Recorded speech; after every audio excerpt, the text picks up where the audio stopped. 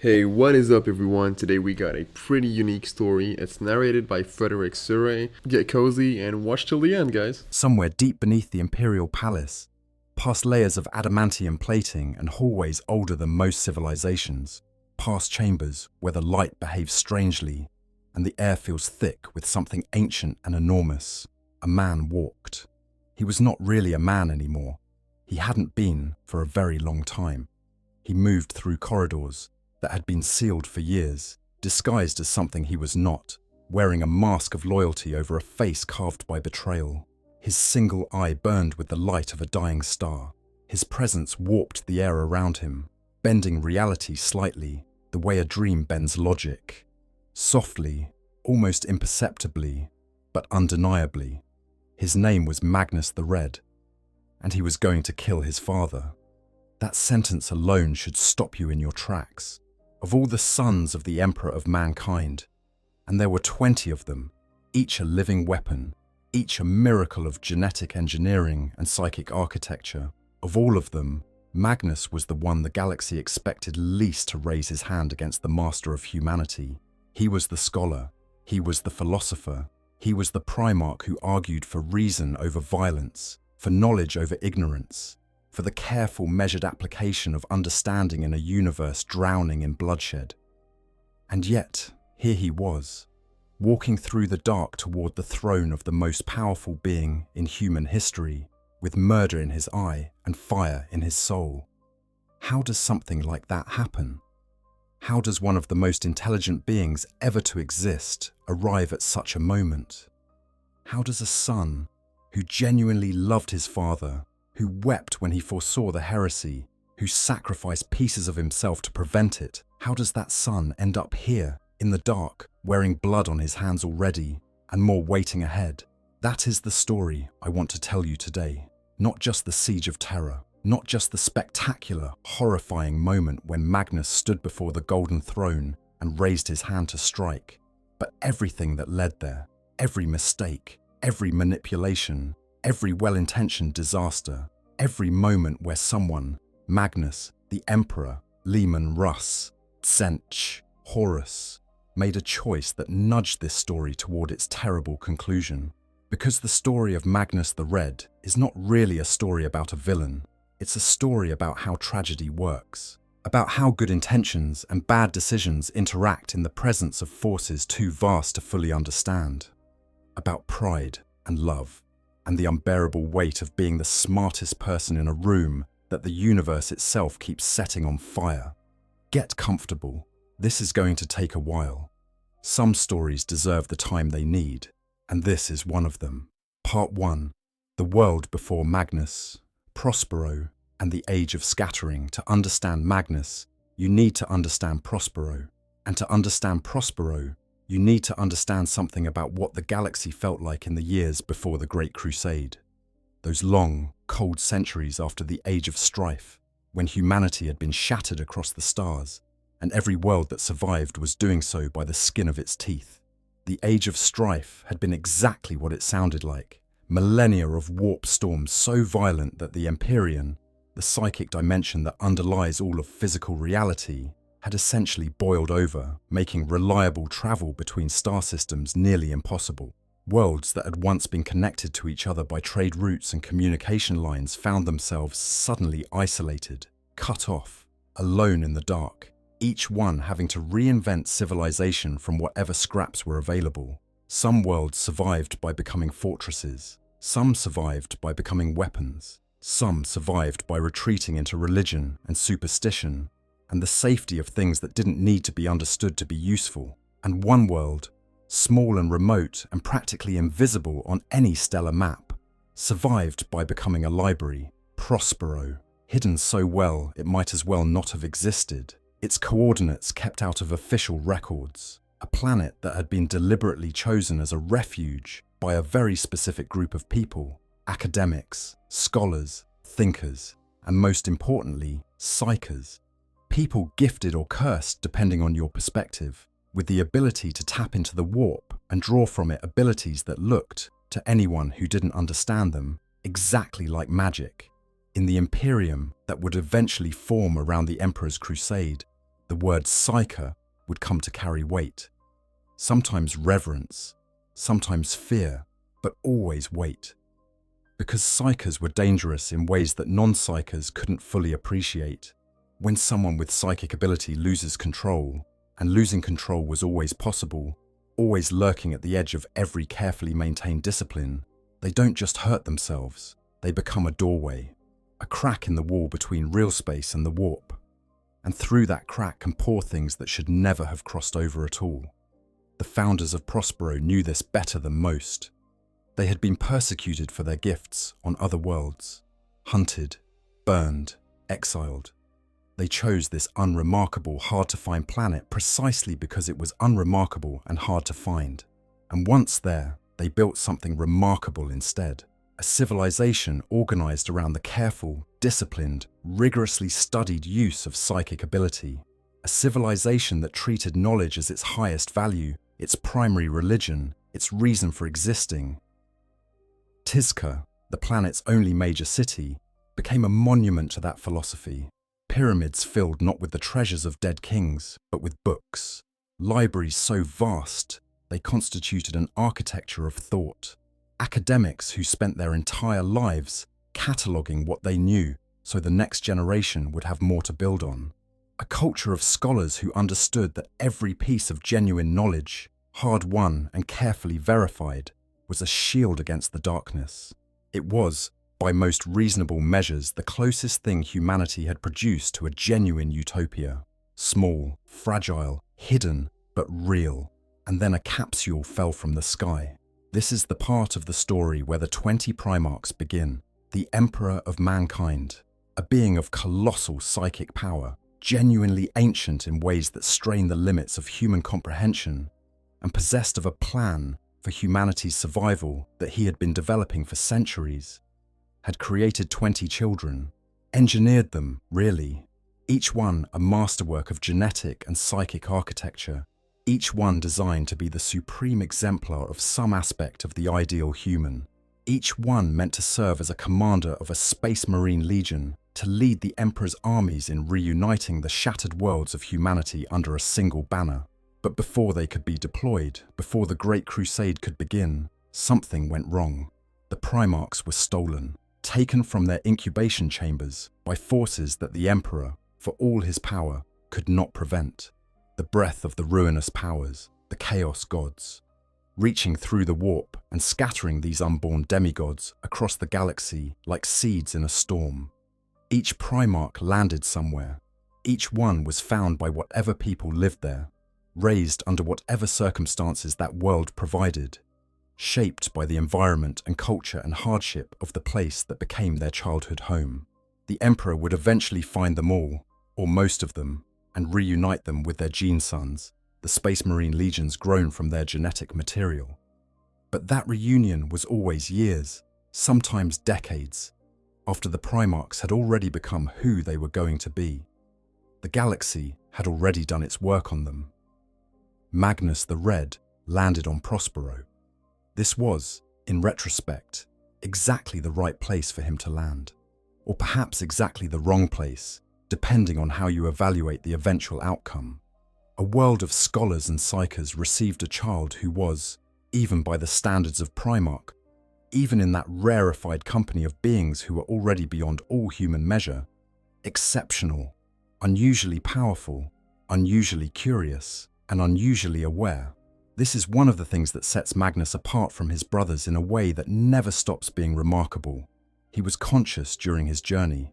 While other Primarchs were sealed in their incubation chambers, unaware of being scattered across the stars, Magnus was awake. He remembers his own infancy. He remembers the journey through the warp, the fall, the impact.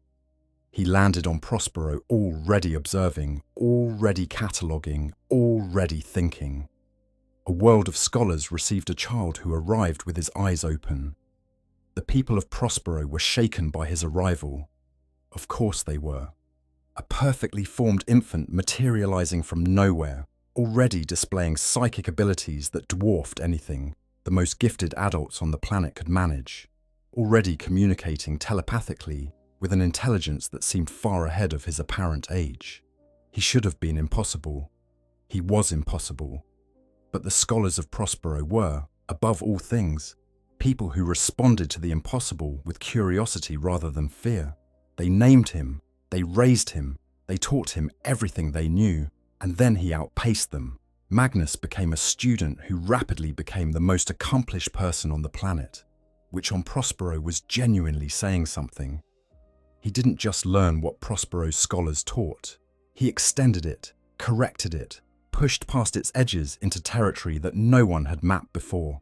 His psychic abilities were not merely powerful, they were architectural in a way that went beyond anything seen before. Most psychers drew on the warp somewhat blindly, feeling their way through its currents by instinct and practice. Magnus could see it, not just feel it, not just sense it, but perceive its structure with the clarity of a mathematician looking at a proof. He understood the warp in ways that took other psychers decades to approximate if they ever did at all. He was, by any measure, a prodigy beyond the category of prodigy, and he knew it. This is important, not as a criticism exactly, but as a fact that would matter later. Magnus was aware of his own exceptionalism from an early age. He wore this awareness not arrogantly, in the way of someone who looks down at others, but in the way of someone who has genuinely never met a mind that moved at the same speed as his own. He was curious about everyone and everything, generous with his time and knowledge, genuinely warm in his relationships. But there was always, beneath all of that warmth, a bedrock certainty. He could see things others couldn't. He understood things others didn't. His sight was wider, his grasp firmer, his mind faster. He was right about that, almost every time. The tragedy is that being right almost every time is not the same as never being wrong, and the exceptions turned out to be extraordinarily costly. Part 2. The Crimson King. Early life, first powers, the purging of Prospero, before the Emperor found him. And before the Emperor found him, Magnus had already become the de facto leader of Prospero in all but name. Magnus did something that would set the template for the rest of his life. He saved people by doing something that should have been impossible. Prospero had an infestation. The Psychnuin, parasitic creatures, insectoid things from the warp that fed on psychic energy and reproduced by laying eggs inside the brains of psychers. They had been a problem on Prospero for generations. A constant, terrible cost of being a world of psychers. Sometimes a scholar would simply stop being a scholar and become a nest instead, and have to be destroyed before the things hatching inside them could multiply further. Entire communities had been lost this way. The best Prospero's scholars could do was containment, keep the infestation from spreading, sacrifice the already lost, accept the losses as the price of existing as a world of psychers. Magnus ended the infestation. He did this alone. He walked into the areas where the Psychnuin were thickest, into the places where even experienced psyker hunters wouldn't go, and he used abilities that he was still technically developing. Abilities that his teachers had told him were theoretical, abilities that the most experienced sorcerers on the planet had attempted and failed to master. And he purged the creatures from Prospero entirely, not just contained, ended. He came back different. Something about that confrontation with the warp, that direct extended engagement with entities that fed on psychic power, had changed something in him. He was quieter afterward, more inward, as if he had seen something down in the depths of that battle that he was still processing. He never fully explained what it was. He just became, gradually, the unquestioned heart of Prosperine civilization. He rebuilt the city. He expanded the libraries. He organized the scholars into cults. Groups organized around different aspects of psychic study, each one focused on a particular discipline, each one feeding its findings back into the larger body of knowledge.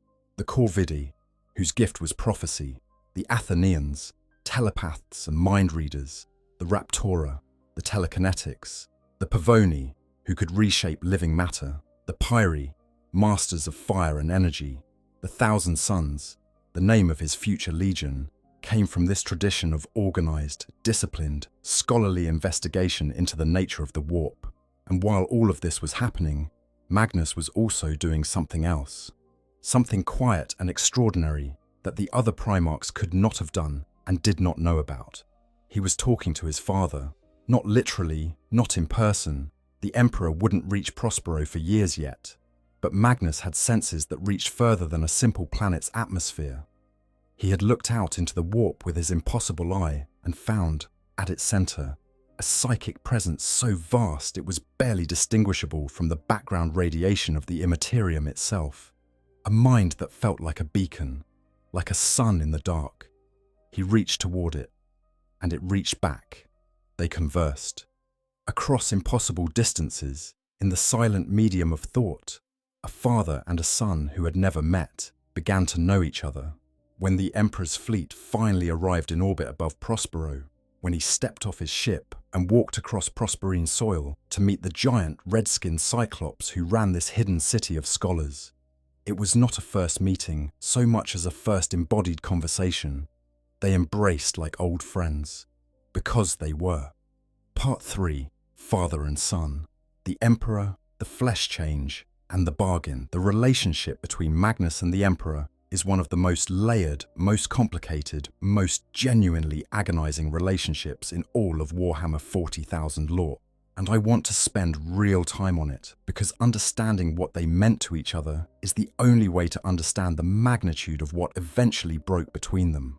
The Emperor, by this point in history, had been alive for a very long time, long enough that the concept of a very long time starts to lose meaning.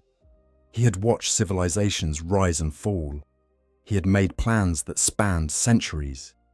He had, by necessity, become something that operated at a different temporal scale than ordinary humans, thinking not in years, but in generations, not in individual lives, but in the arc of species-level survival, which meant that, with most of his sons, the emotional relationship was always somewhat unequal.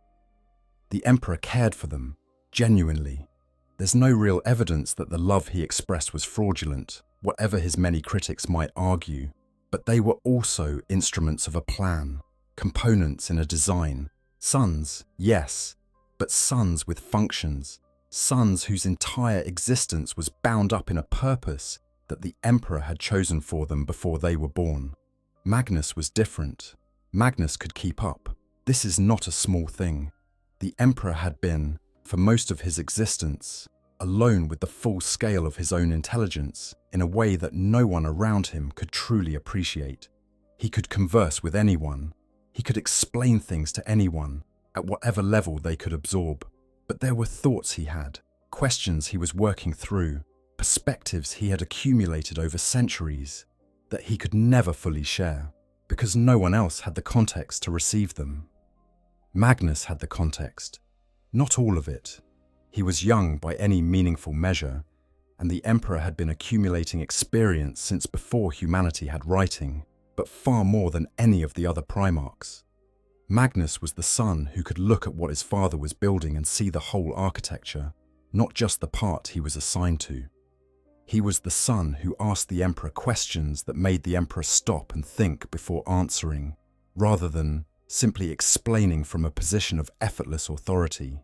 They were, in a word, peers. Lopsided peers. The way that any relationship between a very old and very powerful being and a young and very powerful being is lopsided. But peers in the intellectual and philosophical sense that made the relationship something genuinely mutual. The Emperor loved this. You can feel it in the sources. Not stated outright, but present in the texture of how he treated Magnus differently from the others, how he was more candid with him, how he brought him into his confidence about things that other Primarchs were kept away from, how he seemed to find, in Magnus, something that his great loneliness genuinely needed, company, which made what was coming so much worse. The 1,000 Suns. The Space Marine Legion that had been grown from Magnus's genetic material before Magnus himself was even found, had a problem. The same kind of problem that a lot of the early legions had. The same fundamental issue that came from growing an army too fast, from gene seed that wasn't fully understood. They mutated. The flesh change. That's what the 1,000 Suns called it. Without warning, without pattern, warriors of the 15th Legion would begin to transform. their bodies rebelling against whatever genetic flaw ran through their inherited traits. They would swell and shift and lose coherence, becoming masses of mutating flesh that were no longer recognizably human, no longer recognizably soldiers, no longer anything but something that had to be destroyed before it could get worse. The legion that bore Magnus's name was literally falling apart at the cellular level, and no one knew why or how to stop it.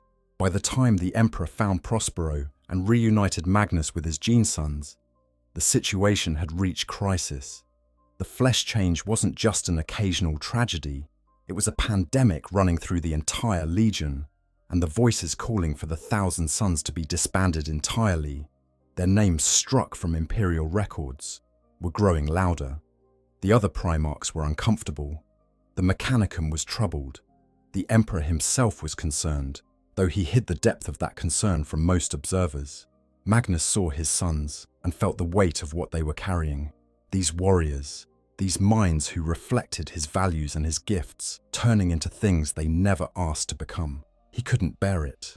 He went looking for a solution. What he found, and this is one of the moments where the long hand of Sintat first becomes visible in Magnus's story, was a being in the warp who offered him a deal, a bargain. Power sufficient to stabilize the mutations, to give the Thousand Sons a genuine chance at survival in exchange for something. Magnus's eye. He said yes. He lost the eye. That's where the Red Cyclops nickname comes from. The empty socket that never quite healed, that became a physical marker of the bargain he'd made. And the mutations, for a time, went into remission. The flesh change subsided. The Thousand Sons were saved, more or less. The procedure was brutal, and not everyone survived it. And afterward, there were barely 1,000 legionaries still standing, which is one reading of how the Thousand Sons name became permanent despite the legion eventually growing far larger.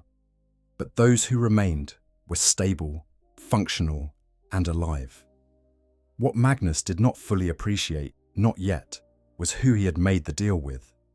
The being that offered him the bargain was Tzeentch, the changer of ways, the chaos god of sorcery and fate, and labyrinthine schemes so long in their unfolding that their targets are dead before they realize they've been moved. The entity who delights specifically in the manipulation of exactly the kind of brilliant, proud, knowledge-hungry mind that Magnus represented. The god of change had found his greatest instrument, and he had introduced himself politely, as a simple deal, and taken one eye as payment, and considered this the most elegant of openings. Magnus, for his part, thought he had outwitted a demon. He thought the power he'd used to save his sons was his own cleverness exploiting a resource. He did not yet understand that when Tzeentch offers you a shortcut, the shortcut is the trap. The Emperor, when he learned what Magnus had done, was quietly furious in that particular way the Emperor had, not expressing the full depth of his reaction, but making very clear that this was unacceptable, that bargaining with entities in the warp for power was precisely the kind of thing that led to ruin, that no matter how good the immediate outcome, the long-term price of such transactions was never what it appeared to be. Magnus nodded. He understood. He did not stop. Part 4. Scholars at War. The Thousand Sons in the Great Crusade. The Great Crusade was, by any measure, the most ambitious military campaign in human history. Hundreds of worlds reclaimed, alien civilizations dismantled or assimilated, the fragmented remnants of humanity gathered back under a single banner. It was brutal and glorious and complex and enormous, and it needed exactly the kind of varied, specialized commanders that the 20 Primarchs represented. Magnus's Thousand Sons occupied a unique position in the Crusade's order of battle. They were not the most numerous legion, and they were never going to be. The flesh change had pruned their numbers down to a core, and the rebuilding was slow, careful work. They were not the most physically imposing. Primarchs like Angron of the World Eaters or Mortarion of the Death Guard led warriors who specialized in raw, kinetic, close-range destruction. They were not the most tactically orthodox. The disciplined fortress warfare of the Iron Warriors or the methodical conquest and hold approach of the Ultramarines was not really what the Thousand Sons were built for. What they were was psychically extraordinary and they deployed that extraordinariness as a weapon and a tool with a sophistication that no other legion could match. 1,000 Suns assault didn't look like most Space Marine engagements. There wasn't always a lot of screaming, there wasn't always a lot of visible action, until suddenly everything was over. The Corvidae would have already mapped every possible futures of the engagement. The Athenians would have picked the enemy commander's mind clean of tactical information before the first shot was fired. The Raptora would be holding their positions behind psychic barriers that small arms fire simply bounced off. And when the time came to move, the Pyre would set the sky on fire. Their enemies rarely understood what had happened until it was already done. Beyond battle, the 1,000 Suns played a role in the crusade that was perhaps more valuable and certainly less celebrated. They documented it. Every world they came to, they added to the sum of recorded knowledge. Their remembrances were more thorough than most, their scholars more systematic, their archives more comprehensive. When they left a conquered world, they left it having genuinely learned from it, not just added it to a list of victories, but absorbed its history, its culture, its indigenous knowledge into the growing body of what Prospero knew about the galaxy. Magnus himself moved through the crusade like a man who was permanently fascinated by everything he encountered. He formed genuine friendships with several of his brother Primarchs, most notably with Sanguinius of the Blood Angels, the beautiful angel-winged Primarch whose company Magnus seemed to find genuinely restful, and with Jagatai Khan of the White Scars, the lightning-swift cavalry commander who shared Magnus's enthusiasm for intellectual exploration, just at much higher speeds and on horseback. These were real relationships, not political alliances. Magnus genuinely liked these brothers, and was genuinely liked in return, but not everyone. The relationship between Magnus and Leman Russ of the Space Wolves was difficult from the beginning, and got worse over time. Russ was everything Magnus was not by design. Physical where Magnus was cerebral, direct where Magnus was layered, oriented toward pack loyalty and personal honor, in ways that left no room for the kind of elegant scheming that came naturally to the 1,000 Suns. They disagreed about almost everything, but most pointedly about magic. Russ had his own psychic warriors, the rune priests of the Space Wolves, but he framed their abilities as something fundamentally different from what the 1,000 Suns did. The rune priests drew on the world spirit, on something ancient and elemental. They were not sorcerers. They were readers of the natural world's own deep patterns. This distinction, which was, depending on your perspective, either a meaningful metaphysical difference or an elaborate piece of self-deception that let the Space Wolves use psychic powers while condemning everyone else for doing the same thing, was a constant source of friction between the two legions. Mortarion of the Death Guard hated Magnus even more straightforwardly. Mortarion came from a world where a human underclass had been kept in subjugation by sorcerer lords, who used their powers to dominate and oppress the people around them. He had killed his way to freedom, and the feeling in his bones about anyone who used psychic power was uncomplicated and absolute. They were the enemy. It didn't matter that Magnus wasn't using his abilities oppressively. It didn't matter that the 1,000 Suns scholarship was genuinely in service of human flourishing. Mortarion had decided what psychers were, and nothing short of a revelation was going to change it. Rogel Dawn of the Imperial Fists, Corvus Corax of the Raven Guard. Other voices added themselves to the chorus of discomfort around Magnus's legion. The 1,000 Suns used powers that other people didn't understand and didn't want to understand, and the fact that Magnus kept demonstrating that those powers could be used carefully and well was not, it turned out, sufficient to address the fundamental unease. The unease became a formal complaint. The complaint became a political movement, and the political movement became the biggest formal confrontation Magnus had experienced in his time in the Imperium. Part 5. The Trial at Nicaea, the Council of Nicaea. In 001.M31, the Emperor convened what was, in principle, a conclave to resolve a policy question. Were psychers in the Space Marine legions a benefit or a danger? Should librarians, the formal term for Space Marine psychers, be sanctioned, restricted, or abolished entirely? In practice, it was a trial, and the defendant was Magnus the Red.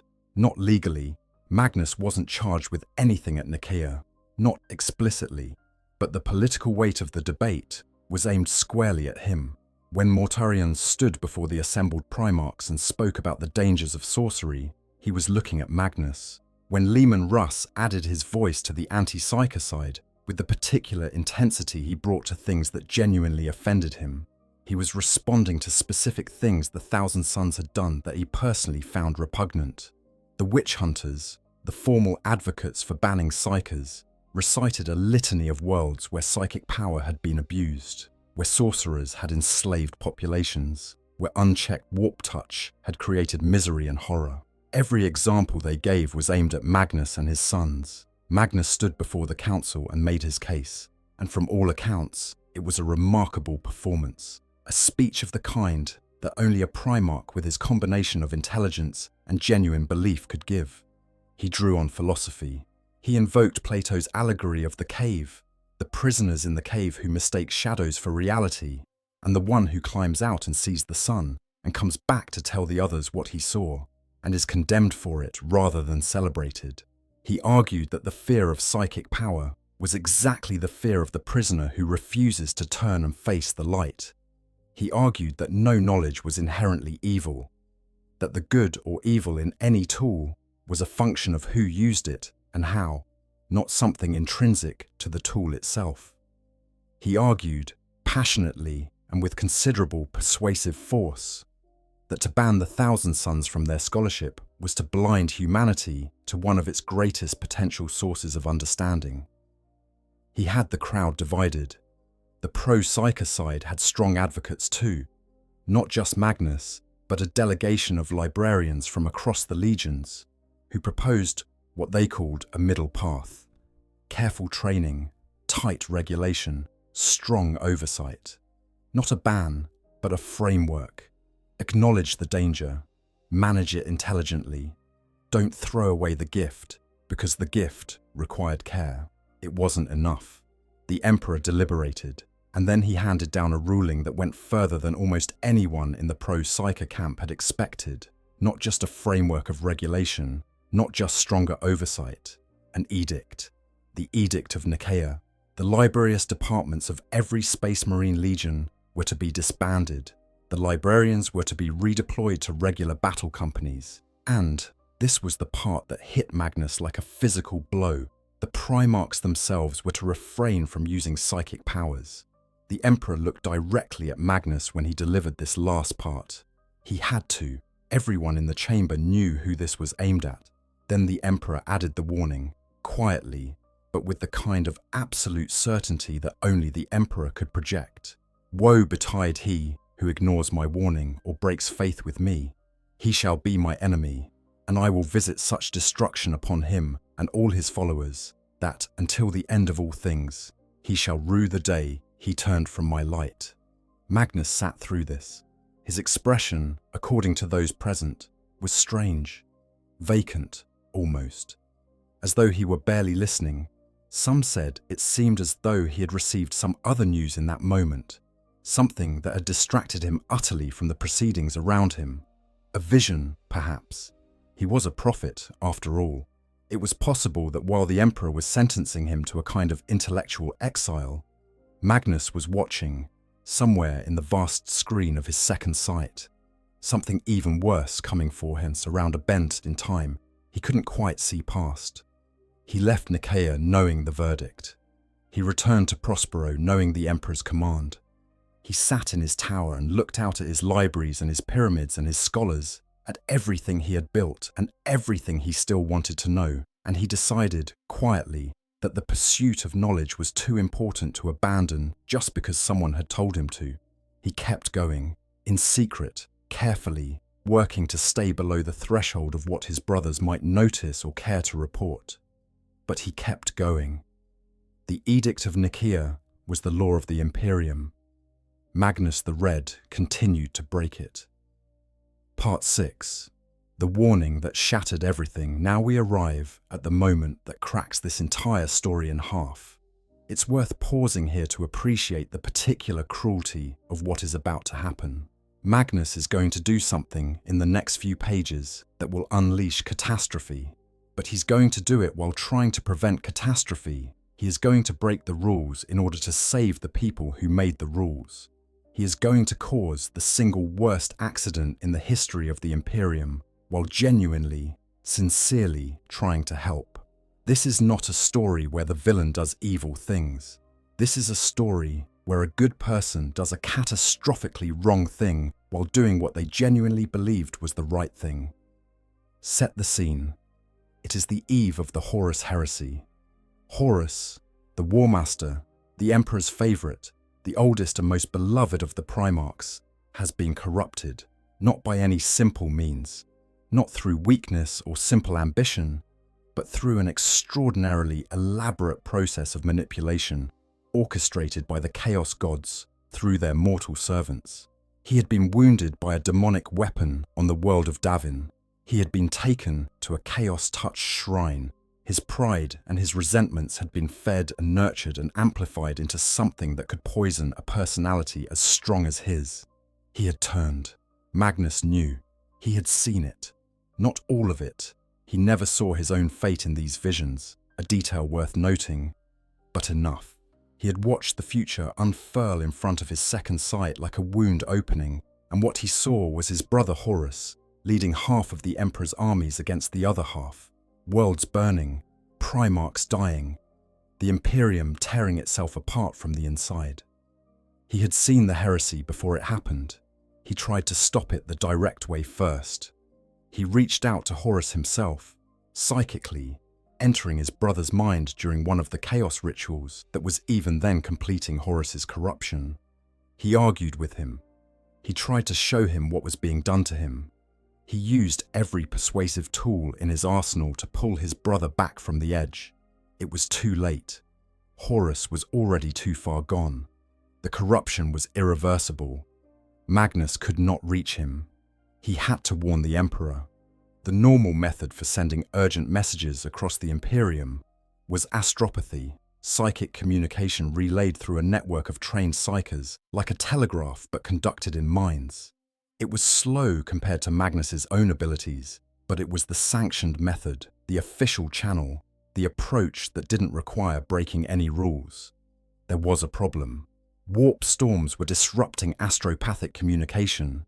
The news was too urgent, the storms too severe.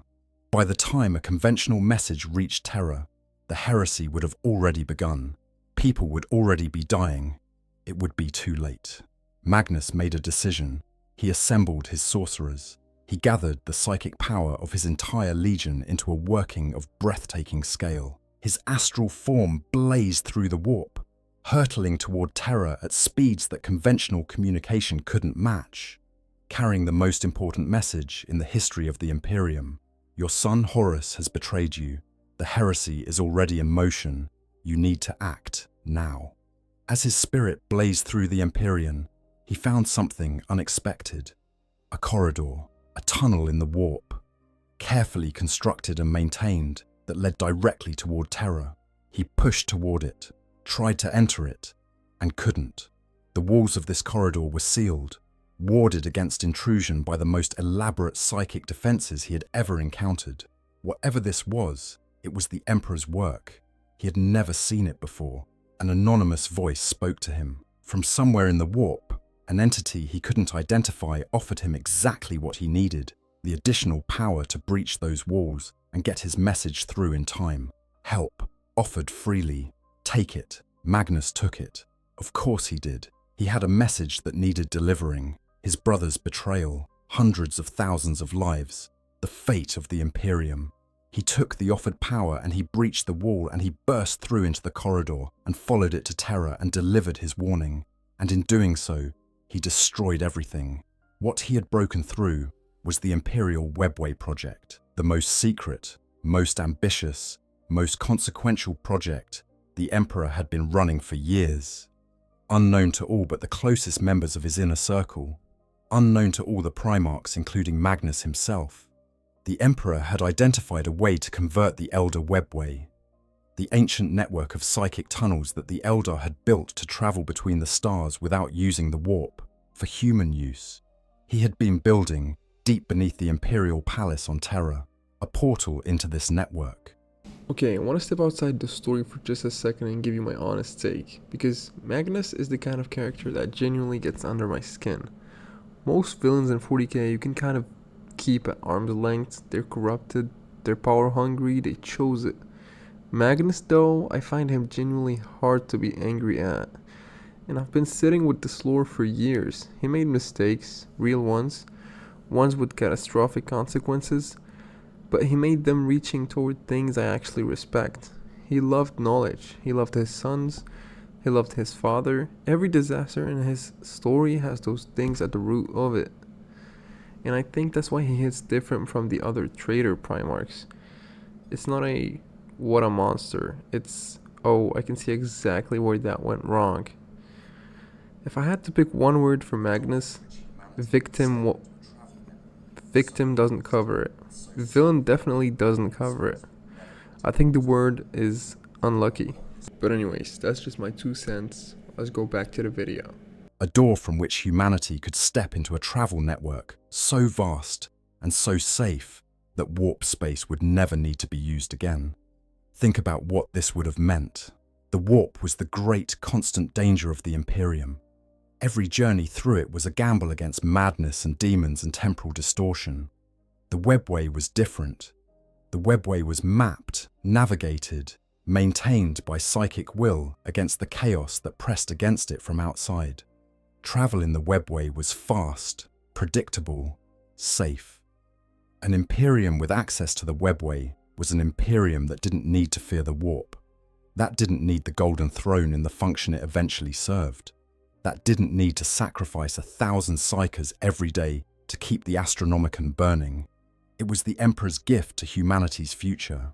It was the thing he had been working on instead of fighting on the front lines of the crusade. The reason he had handed command to Horus and come back to Terra. The secret he had kept even from his sons, because the project was so fragile, so delicate, so vulnerable to interference, that he hadn't dared tell anyone who might accidentally compromise it. Magnus's psychic battering ram tore through the wards like they were paper. The webway corridor, which relied on those wards to hold the warp at bay, was immediately breached. Demons, entities from the warp that the wards had been keeping out, poured through in their thousands. The city of Sight, where the Emperor's choir worked, was devastated.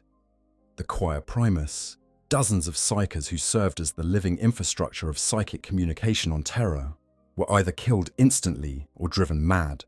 Warp storms consumed entire settlements across Terra. The shockwaves alone killed people by the millions. The Emperor was forced to abandon what he had been doing. He was forced onto the Golden Throne to personally maintain the breach, using his own psychic power as the only available substitute for the wards that Magnus had destroyed. The Golden Throne, which had been built as a tool, became a cage. The Emperor's plan to use the webway for humanity became, in a single moment of Magnus's well-intentioned intervention, impossible. The project that would have changed everything was over, and the Emperor, who loved Magnus as genuinely as he loved any of his sons, who had shared things with Magnus that he shared with no one else, who had valued the relationship between them as something real and rare. The Emperor did not listen to the warning. He was too furious and too grief-stricken, and perhaps too shaken by the scale of what had just been done to his most cherished project. He banished Magnus's astral form from his presence. He refused to believe that Horus had betrayed him. He believed instead that the betrayal was Magnus's, that this was sabotage, not aid, that the son he had trusted had just destroyed decades of careful, secret work. The anonymous voice that had offered Magnus the extra power to break through, that was Tzinch. The entity had not been helping Magnus deliver a warning. It had been using Magnus as the instrument of the catastrophe it had been engineering all along. The Webway project's destruction was not a side effect of Magnus's warning. It was the point. Magnus's intelligence, his desperation, his love for his father and his brothers and his Imperium, all of it had been weaponized against the very things he was trying to protect. He didn't know yet. He returned to Prospero with his astral form, returned to his physical body, and waited for the Emperor's response. The response came with armor and fire. Part 7. Fire and ash. The burning of Prospero, the Emperor's original order, was not destruction. This is one of the things that gets lost in the enormity of what actually happened. The Emperor told Leman Russ to go to Prospero and bring Magnus back to Terra. Arrest, not execution. Accountability, not annihilation. Horus intercepted the order.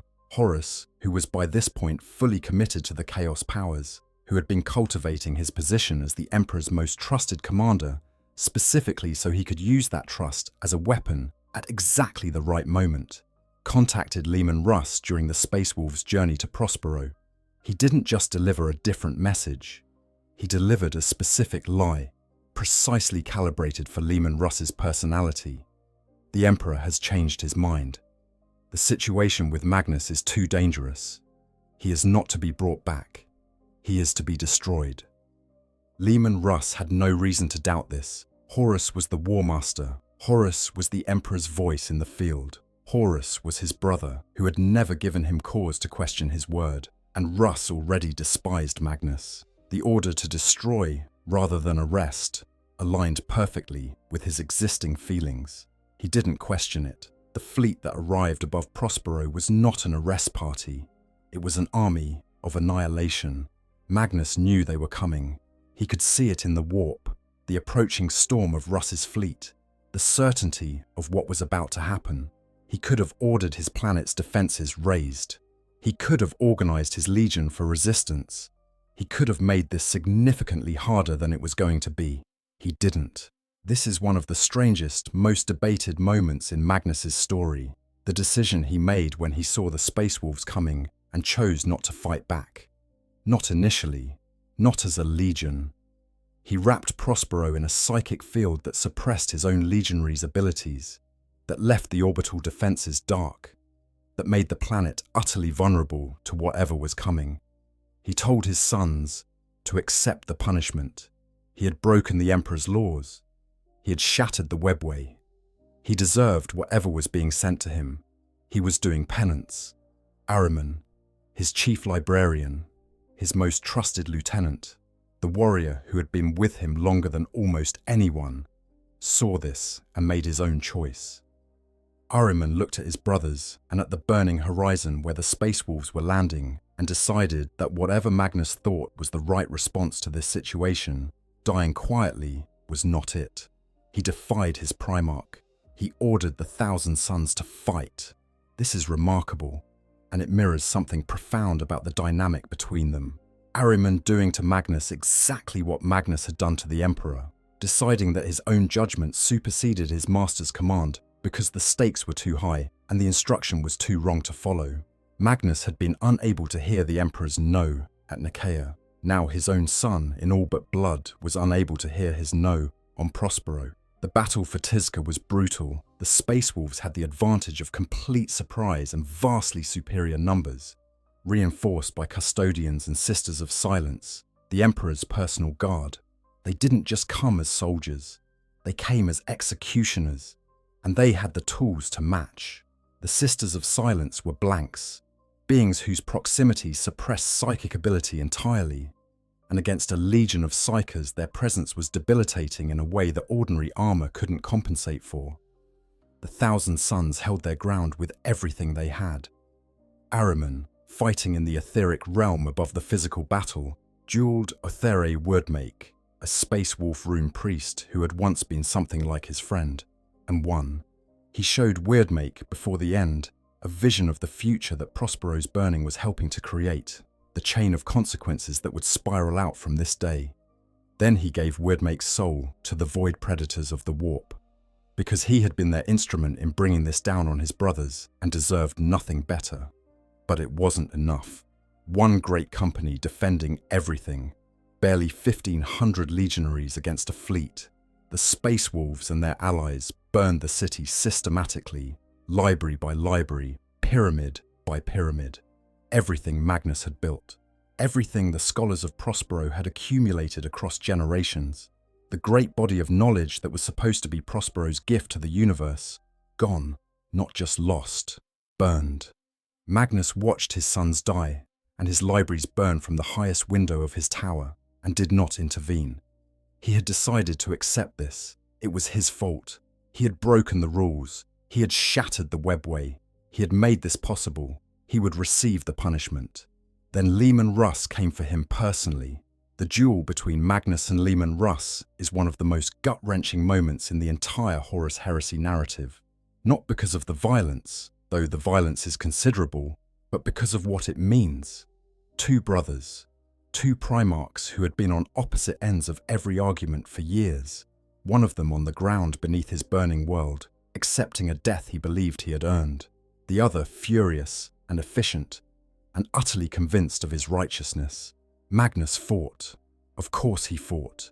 His sons were watching and dying, and he could not watch Leman Russ without something in him responding.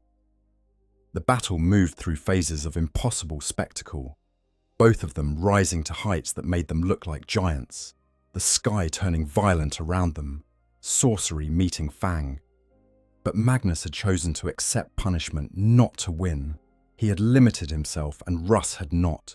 Russ grabbed him, lifted him, and broke his back across his knee. The sound of Magnus's spine snapping echoed across the battlefield. The 1,000 Suns who heard it said later that it was like hearing a gun go off inside your chest. Magnus hit the ground. Russ raised his blade. And in the instant before the final blow, Magnus acted. Not to save himself, to save what remained of his sons. He had been preparing a spell, not a weapon, not a shield, but an exit. A massive prepared translocation ritual that he had embedded in crystal shards in the armor of every legionary on the battlefield, waiting for the right moment, with Ahriman as the focal point and conduit. As Russ brought his blade down, Magnus channeled every scrap of his remaining psychic power through Ahriman and into those crystals. Every surviving 1,000 Sun disappeared from the surface of Prospero.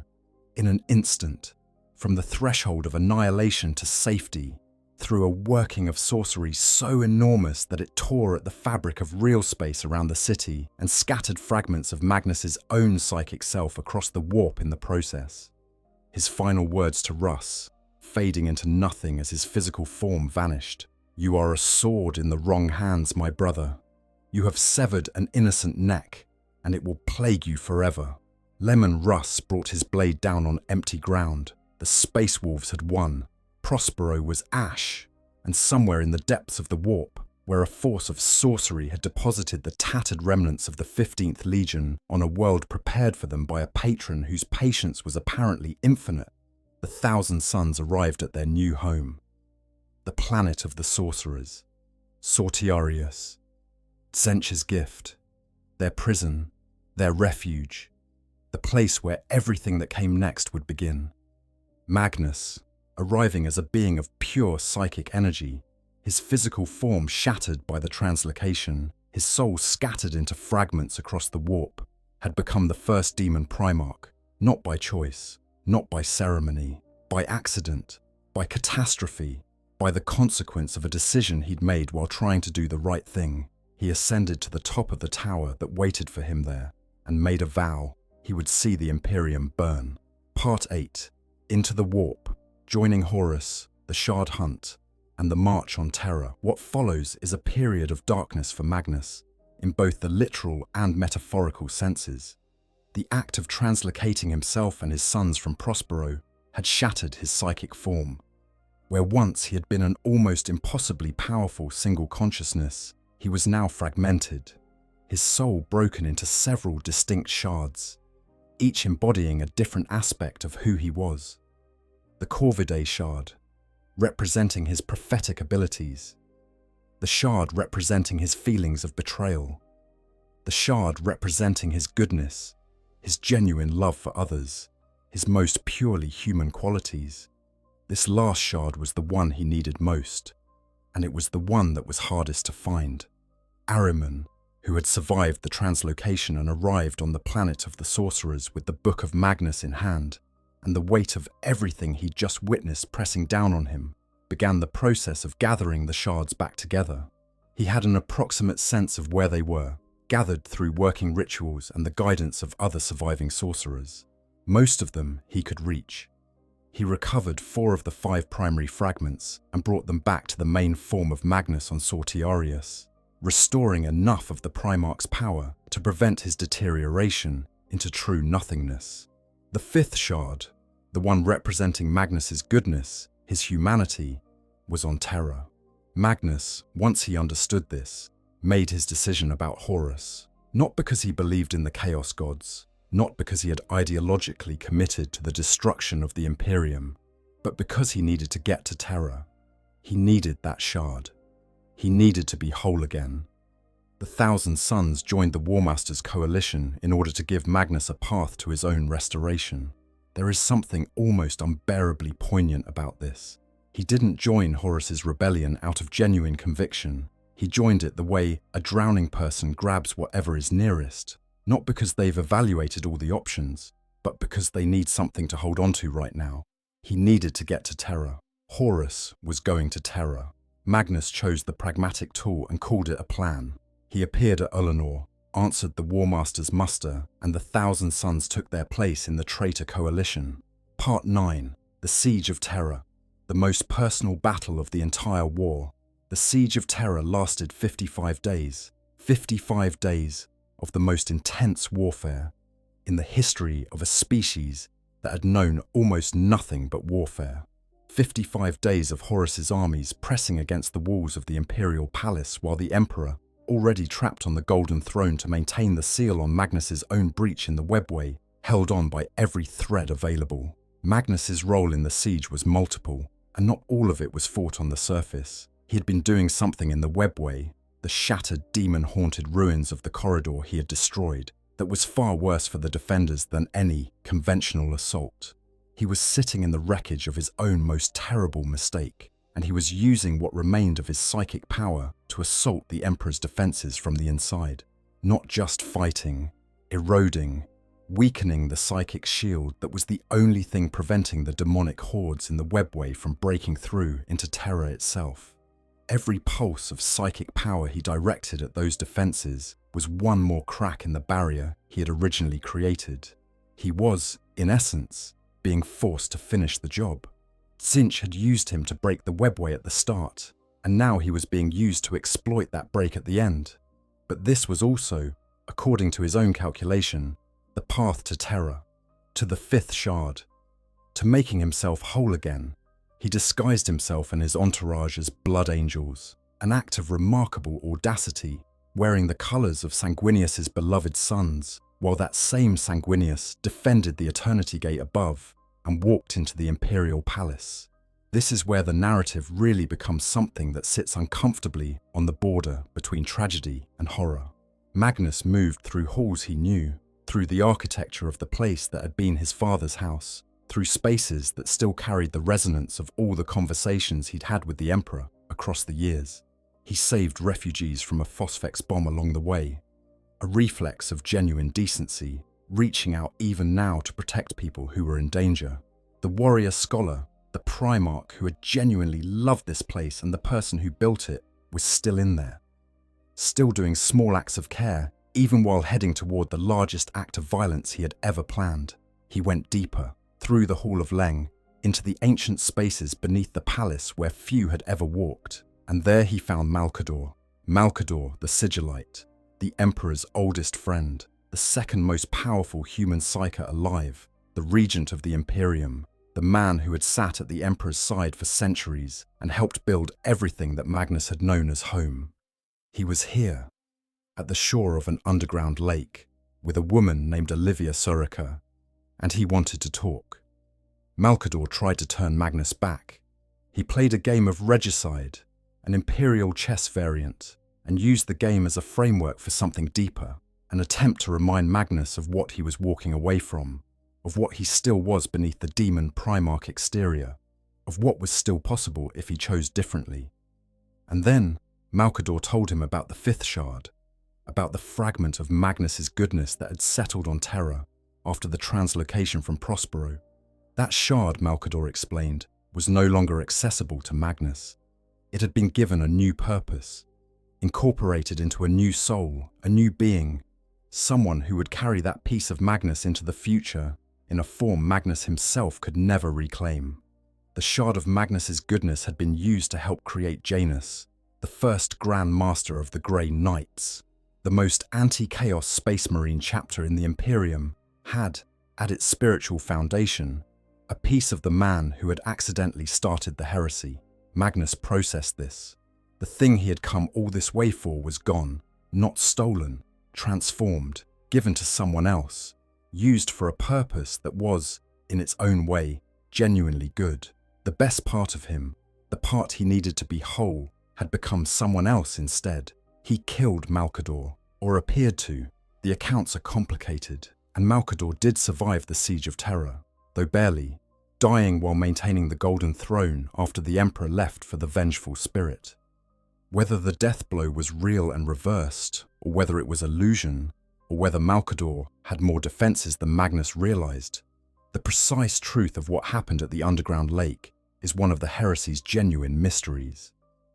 What is clear is that Magnus believed, in the moment, that he had killed the Emperor's oldest friend, and that this knowledge settled on him like armor and like ashes at the same time. He was visibly shaken. Accounts describe him standing over what he believed to be Malcador's body, with an expression that had moved through rage into something quieter and harder. He had done something he couldn't take back. He was now, in a way that felt somehow final in a story already full of finalities, committed. He had crossed a line that his own conscience had been maintaining. He went to kill the Emperor. Magnus and his sons moved through the Imperial dungeon and came before the Golden Throne, before the Emperor himself, half merged with the machine, maintaining by force of will alone the barrier that was the only thing standing between Terror and the demonic horde in the webway. Vulnerable, exposed, everything Magnus had been walking toward. And then Vulcan stepped out of the shadows. Vulcan, the Primarch of the Salamanders, the Lord of Drakes, an immortal being who had died and come back so many times that death itself had stopped being a meaningful concept for him. He had been sent by Malcador into the webway to find Magnus, to stop him from assaulting the Emperor's defenses. He had fought Magnus through the ruins of the impossible city in there for what felt like an eternity. Their battle conducted across a landscape made of collapsing psychic architecture and demon-haunted debris. Vulcan dying and returning again and again, grinding Magnus down through sheer, indefatigable endurance. Magnus clever and increasingly desperate, using every trick in his enormous arsenal against a man who simply would not stay dead. Now Vulcan was here, not alone.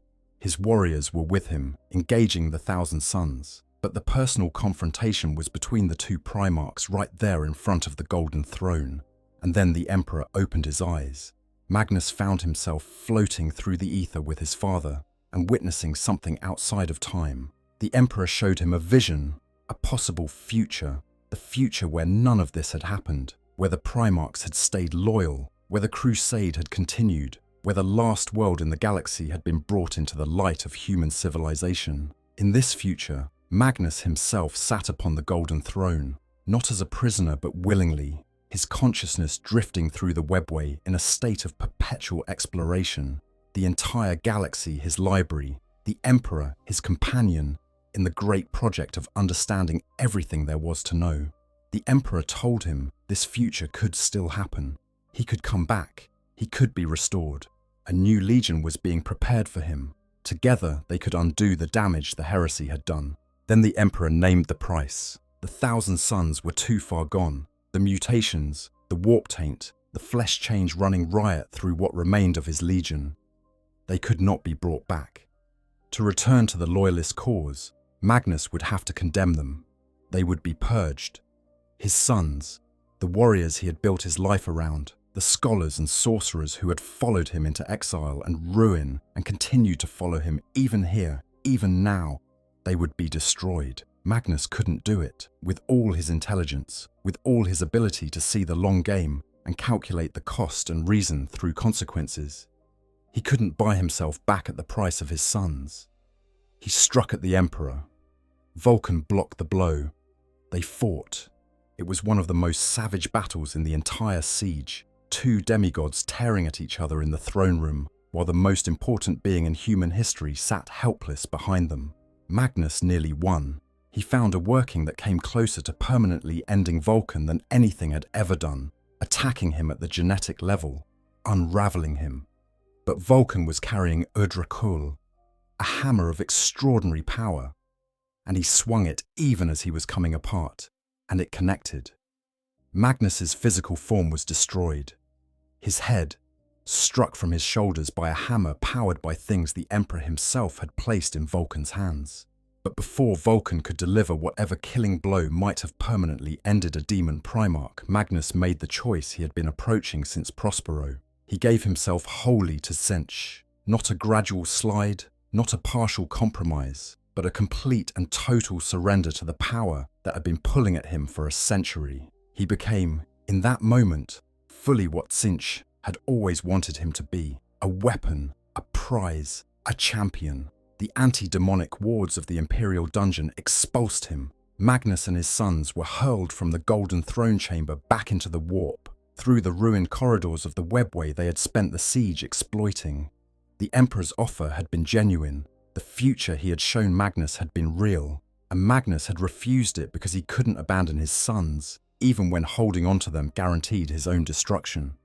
Whether that makes him a good person or a foolish one depends heavily on how you weigh love against reason. Part 10. The Rubric. The scholars made into dust after the heresy. After the scouring, after the traitor legions had been driven back to the Eye of Terror, and humanity had begun the terrible work of rebuilding from the wreckage of the Civil War that had nearly destroyed everything, the Thousand Sons settled on Sortiarius, the planet of the sorcerers, and tried to figure out what came next. What came next was the flesh change. Again, exposure to the raw warp energies of the Eye of Terror, combined with decades of increasingly uncontrolled psychic activity and the mutations that Tzeentch seemed to actively cultivate in his followers, had undone whatever stabilization Magnus had achieved back on Prospero. The legionaries were changing again, uncontrolled, uneven, unpredictable. Some were becoming chaos spawn.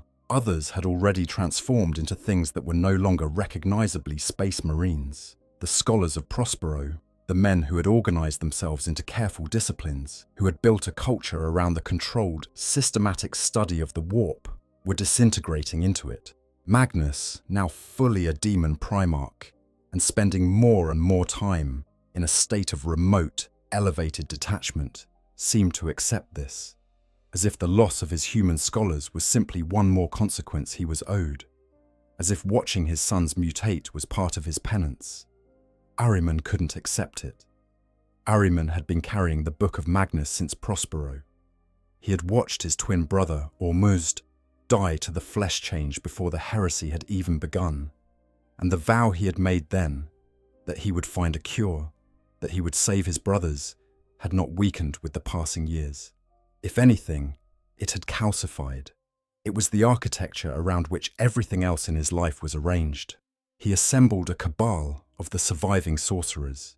He delved into the Book of Magnus. He worked with the obsessive precision of someone who believed they were doing something that nothing in the galaxy had ever done before, at devising a counterspell.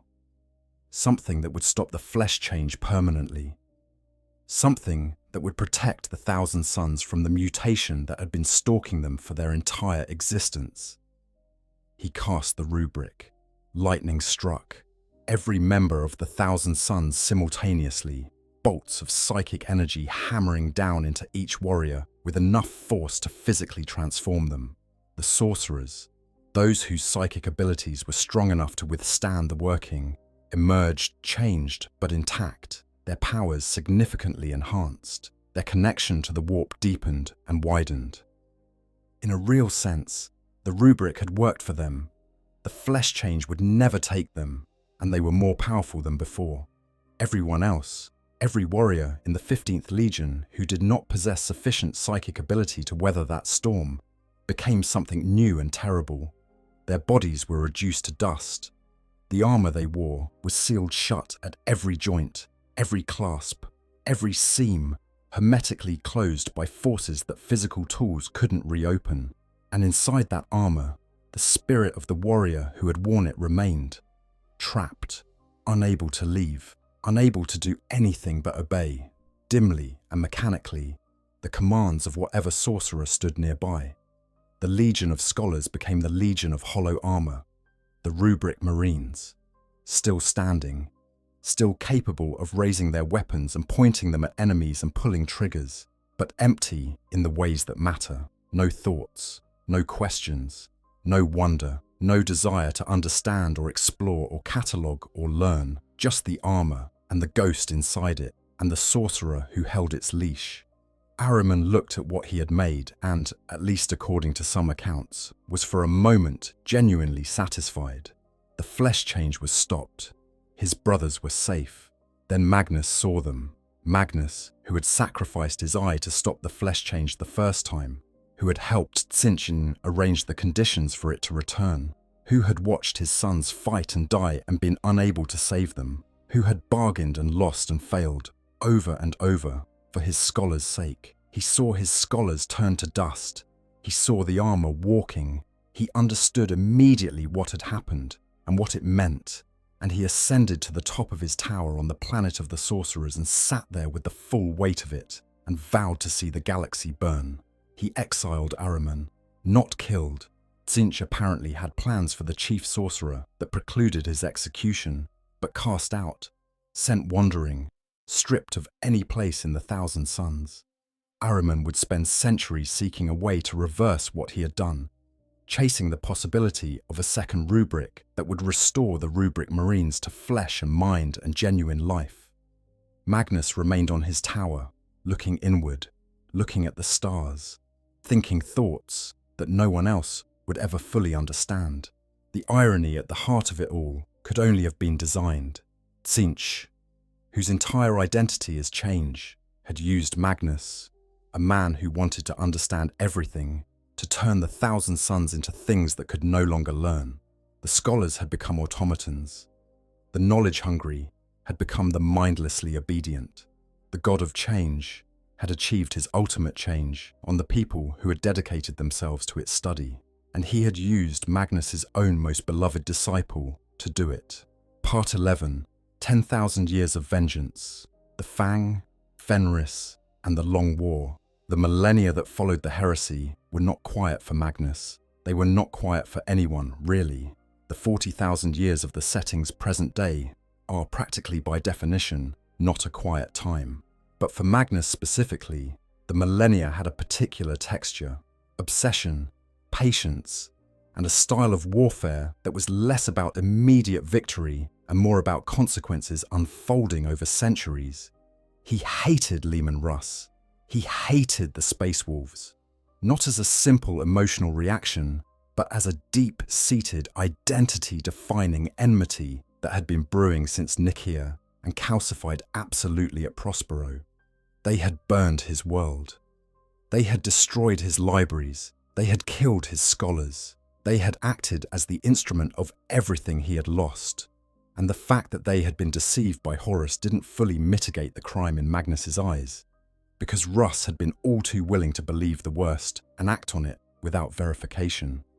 He spent years haunting Leman Russ in visions, appearing to the Great Wolf in dreams, showing him burning cities, taunting him from a distance, cultivating the Space Wolf's obsession into something that would eventually serve Magnus's purposes. It worked. In 742 Samtum,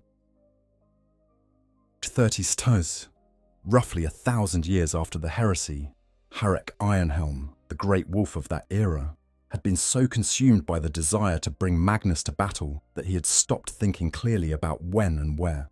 Magnus had been conducting raids on worlds near Fenris for years, careful raids that damaged things and killed people, and then retreated before the Space Wolves could pin them down. Ironhelm had been chasing these shadows, growing more obsessed with each near miss, more convinced that the next one would be the one where he finally cornered the demon Primarch and ended the grudge that had been running since before he was born. Magnus sent him to Gangava, false intelligence, a fake massing of Thousand Suns forces on the world of Gangava, designed to look exactly like the kind of target Ironhelm had been hunting. 11 full great companies deployed to destroy it. The vast majority of the Space Wolves' strength leaving Fenris essentially undefended. The Thousand Suns appeared above Fenris, the Fang, the Space Wolves' fortress monastery, a mountain so massive it generated its own weather systems, built so deep into Fenris's crust that its lower levels were geothermal and its upper levels brushed the stratosphere, was defended by a skeleton crew. One remaining great company, and the ancient dreadnought Bjorn the Fell-Handed, who had been in his long sleep for decades and was woken to lead the defense because there was no one else.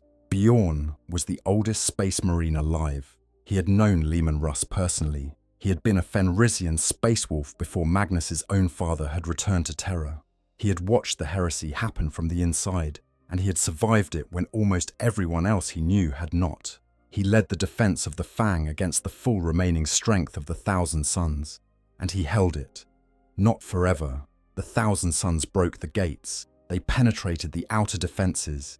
They fought through tunnel after tunnel in the brutal close-range engagements where the Space Wolves' ferocity and the Thousand Suns' sorcery balanced against each other at enormous cost to both sides. Magnus himself eventually manifested, possessing a Thousand Suns sorcerer to give himself a physical anchor in real space. He found what he had come for, the Apothecarian of Tharhaldir, a wolf priest who had come closer than anyone since the Emperor himself to understanding the Space Wolves' unique gene seed, the Canis Helix, who had been on the verge of a breakthrough that would have allowed the Space Wolves to create successor chapters that would have encircled the Eye of Terror, new Space Wolf successors that would have pressed Magnus's Thousand Suns back into the warp from every direction, closing off the strategic options he needed to prosecute his long war.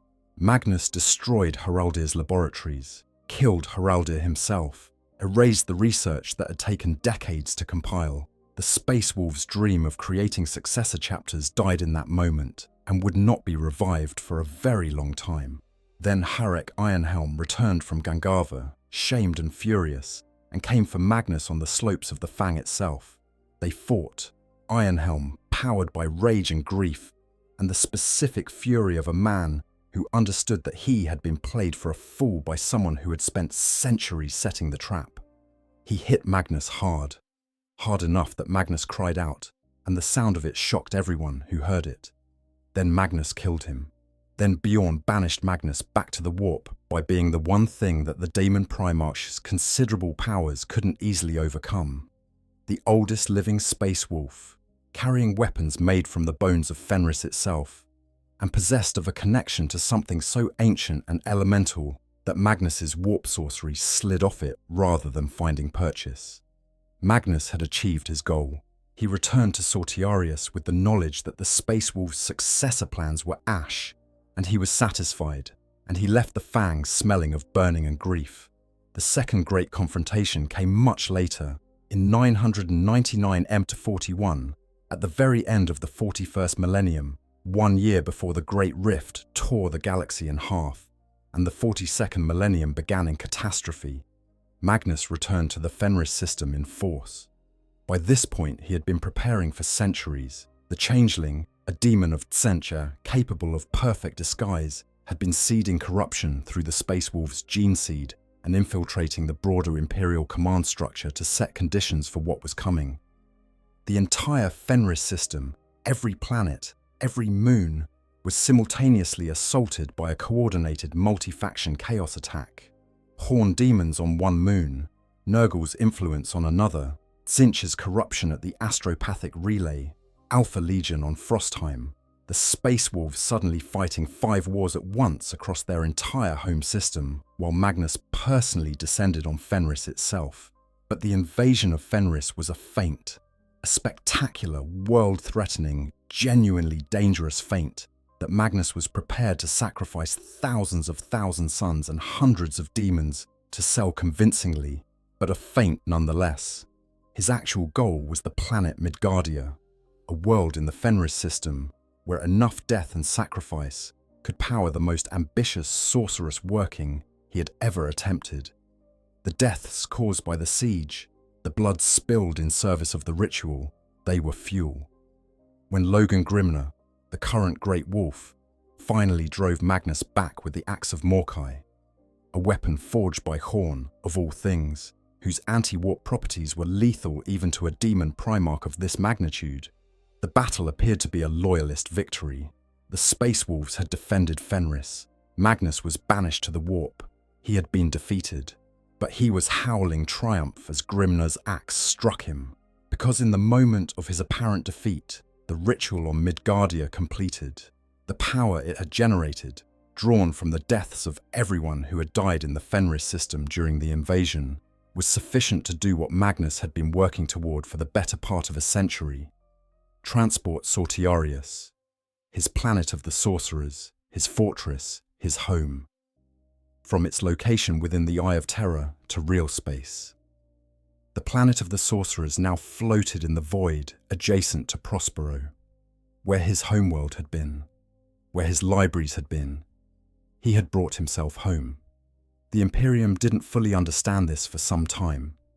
The Inquisition was too busy liquidating the Pharisian tribals who had witnessed a demon Primarch. Standard procedure, tragic but predictable. The Space Wolves were too furious and too grieving.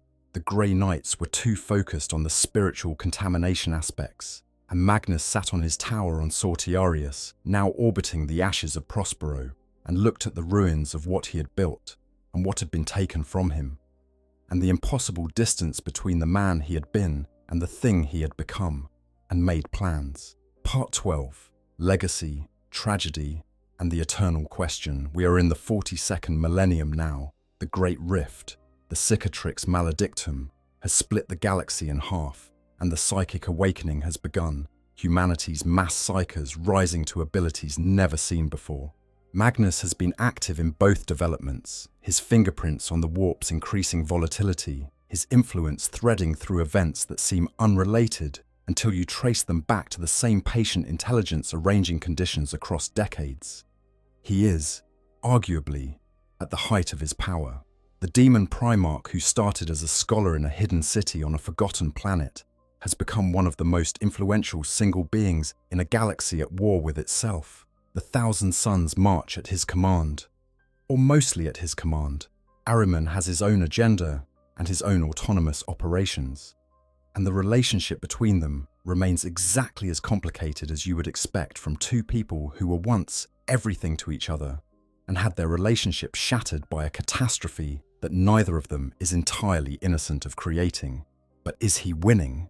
This is the question that hangs over Magnus's story in the modern era, and the answer is genuinely uncertain in the way that good lore always leaves the most interesting questions genuinely uncertain. He achieved his goals on Fenris. He brought Sortiarius to real space. He has been active in the Great Rift, in the Psychic Awakening, in the reshaping of the warp into something that might eventually serve his vision of what the universe could become. In the 42nd Millennium, there are hints of what some scholars are calling the New Kingdom, a project, vague and half-visible in the sources, that might represent Magnus's long-term vision for what the galaxy looks like after the Imperium's current structure collapses under its own contradictions. And yet, the Thousand Suns are hollow. Most of them are hollow. The scholars have been made into automatons, and the knowledge they were supposed to protect and expand is now wielded as a weapon by the sorcerers who survived the rubric, rather than investigated as an end in itself.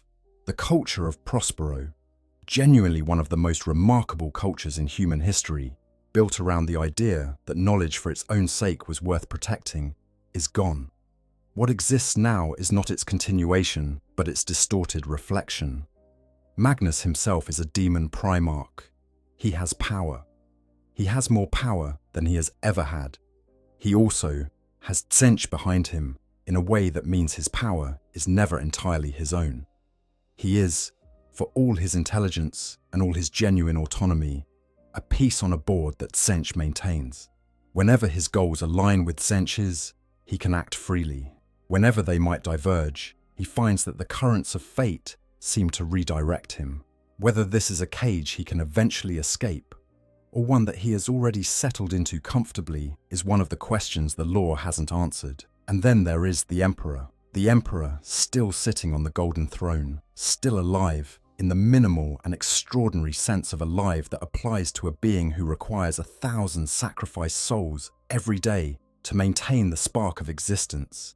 still maintaining the barrier against the warp, still the psychic anchor for the Astronomicon. Magnus helped put him there, not intentionally, not as a plan, not because he wanted his father trapped in a machine for 10,000 years and counting, but the chain of events that led from the webway breach to the Siege of Terror to the Golden Throne's current function. That chain runs through Magnus's choices at every critical moment. He is the proximate cause of his father's suffering. He knows this. He has known it since the moment he understood what his webway breach had done, and the knowledge has been with him every day since. It is, in its own way, the most terrible thing about him. Not his power, not his service to chaos, not his wars against the Imperium, but this one fact: he loves his father, genuinely, deeply, in the way that a child loves a parent who helped shape everything they became. And he is the reason his father has been slowly dying on a golden machine for 10,000 years. That weight does not visibly crush him. He is a demon Primarch. Visible crushing is not really available to him in any conventional sense. But if you look at the accounts of Magnus in the modern era, the moments where he speaks of the Emperor, the way his face changes when that particular subject arises, the specific quality of his fury when confronted with the fact of the Golden Throne, it is there. It is always there. So was Magnus the victim. Was he the villain? Was he the well-meaning fool who destroyed everything by being too smart to know what he didn't know, too confident in his own perception to second-guess his own decisions at the critical moments? The honest answer is all of it. He was all of it simultaneously. He was a victim of Tzeentch's patient manipulation from the moment he first bargained for power to save his sons. The entity that used him was operating on a timescale that made Magnus's own centuries look like moments, and it had been shaping the conditions of his life specifically to produce the outcomes it wanted. He never had a fair chance to see clearly, because the Changer of Ways had been fogging his mirrors since before the Horus Heresy began. He was also genuinely responsible for his choices. He broke the Edict of Nicaea not once but consistently over years because he had decided his judgment superseded the Emperor's ruling. He accepted power from an anonymous entity in the warp without pausing to ask who was offering it or why, because he needed it right now and the urgency felt more important than the caution. He moved through his life with a certainty that his own perception was reliable, and that certainty was the precise vulnerability that Tzeentch had been engineering conditions to exploit. He was also someone who loved deeply and tried sincerely and was undone partly by the very qualities that made him worth caring about. He broke the webway wards because he loved his father and his brothers and was trying to save them. He refused the Emperor's offer at the Golden Throne because he loved his sons and couldn't abandon them even for his own redemption. He made his worst mistakes reaching toward genuine goods. And the worst thing that can be said about his intelligence is that it was never quite equal to the darkness that was using it.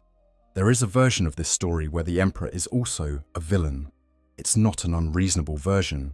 He kept the Webway project secret from his sons in ways that made Magnus's breach more likely. He responded to Magnus's warning by refusing to believe it because his ego couldn't accommodate the idea that Horus had betrayed him. He designed the Council of Nicaea partly as a mechanism for managing his son's conflicts rather than as a genuine policy determination, and the edict it produced was arguably harsher than it needed to be. He created children and gave them functions and called it love. And whether the love outweighed the instrumentalization is a question the sources deliberately leave open. And there is a version of the story where the Emperor is the tragedy's true center, the being who built the most remarkable civilization in human history, who genuinely was working towards something that could have been redemptive and beautiful, and who was undermined at the precise moment of his greatest vulnerability by the child he had invested the most in. Both versions are right. That's the point. The story of Magnus the Red is the story of what happens when the most intelligent person in the room is also the most manipulable. When brilliance and pride combine in exactly the way that the architects of ruin require. He saw further than anyone. He understood more than anyone. He could perceive the warp with a clarity that no other being in the Imperium approached. And none of it was enough, because the thing he was facing had placed the blind spots in his vision long before he knew there was anything to look out for. He sits on Sortiarius now, above the ashes of Prospero, in the 42nd Millennium, where everything is getting worse and worse, and the Cicatrix Maledictum blazes across the sky like a wound in the galaxy's face. He is planning something. He is always planning something. He is the changer of Way's greatest instrument, and Cinch's most sophisticated joke. A scholar who lost his school, a teacher whose students are dust, a man who loved knowledge and has spent 10,000 years as an agent of ignorance and destruction. He wanted to show the Imperium what it could become if it only had the courage to look into the light. He ended up being the reason the light went out, and somewhere on the Golden Throne, the Emperor continues his long, terrible vigil, held there by the breach that Magnus made, sustained by the sacrifice of 1,000 souls per day, dreaming perhaps. No one really knows what the Emperor experiences in his machine death, of the future he had been building and lost. Two minds that understood each other better than anyone else in the galaxy. Father and son, separated by exactly the mistakes and manipulations and failures of trust that the Chaos Gods had designed the universe to produce. Connected, still, by everything that had passed between them, and by the single enormous fact that neither of them will fully let go of.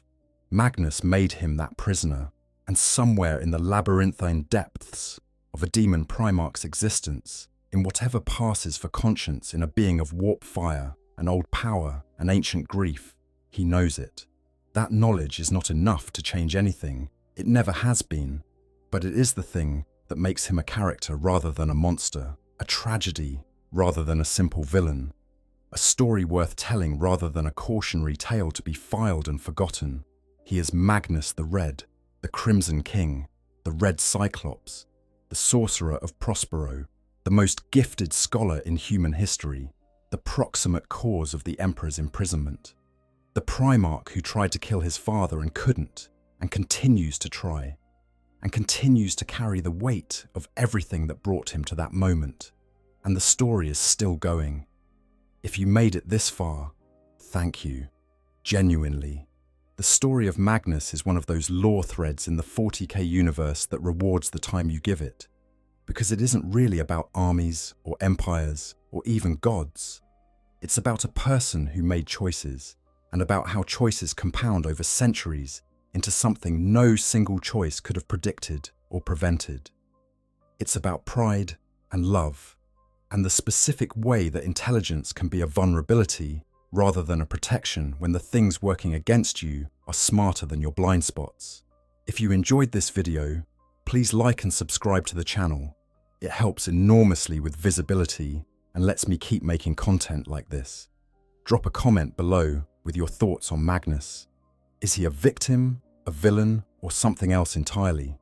The comments section on this one is always one of the most interesting, and I genuinely read every response. The Q on 40K channel explores these deep dives as often as I can put them together, so subscribing means you'll be there for the next one. Until then, rest well, stay curious, and remember, in the grim darkness of the far future, everything is someone's fault, and almost everyone meant well. End of script. Expanded section. The texture of Magnus among his brothers. Let me add something here that the broader structure glosses over, because it matters to understanding who Magnus was in the context of the Primarchs as a group, and because understanding the dynamics between brothers is essential to understanding how those dynamics broke. 20 Primarchs, each one an impossible being, each one the apex of whatever quality they had been designed around. Sanguinius was grace and tragedy made flesh, beautiful beyond easy description, beloved by nearly everyone, carrying a doom that he had seen coming and hadn't been able to prevent. Rogel Dawn was a fortress made man, absolute, resolute, built entirely of granite and certainty, and the kind of loyalty that looked sometimes like inflexibility, but was actually more like integrity than most beings could sustain. Robut Gilliman was administration and order at the level of divine expression. The the person you called when you wanted an empire built correctly and maintained indefinitely. Lionel Johnson was a mystery in a way that even other Primarchs noticed, gifted with a battlefield genius that bordered on precognition and surrounded by secrets that never fully resolved. Ferrus Manus trusted machines over people in ways that were as much philosophy as personality. Vulcan loved individual humans, with a tenderness that seemed impossible given the scale at which Primarchs generally operated. Magnus occupied a specific position in this ecosystem of godlike individuals. He was the scholar, the intellectual, the one who engaged with the theoretical and the abstract in ways that the others generally didn't, who wanted to know why things worked rather than simply knowing that they did, who treated the Great Crusade as a research project as much as a military operation. He was also uniquely fluid as a physical being.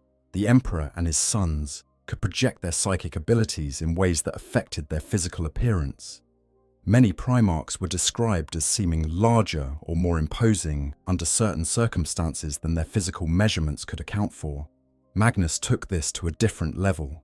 He was notoriously variable in his apparent size, his apparent appearance, his apparent presence. He could seem enormous or ordinary, depending on what the moment required. He could project a warmth that drew people to him without them quite knowing why, or a gravity that made rooms feel crowded even when they were empty. He was genuinely beautiful and genuinely terrifying and genuinely friendly, sometimes all at once, and the people around him often found that their impressions of him shifted after conversations in ways that they struggled to explain. His relationship with Sanguinius was the warmest of his brother relationships. They seemed to genuinely enjoy each other's company. The Angel's capacity for genuine empathy and his willingness to engage with ideas that required emotional intelligence, not just tactical intelligence, was something that Magnus responded to. They spoke, apparently, about things that the other Primarchs didn't engage with: the nature of fate, the relationship between foreknowledge and free will, what it meant to see terrible things coming and have to decide whether to intervene or accept. Both of them were prophets, in their own way. Both of them carried visions that were as much burden as gift. Both of them would end up at the heart of the heresy's worst moments in ways they had both partly foreseen. Jaghatai Khan was another genuine friendship, surprising at first glance.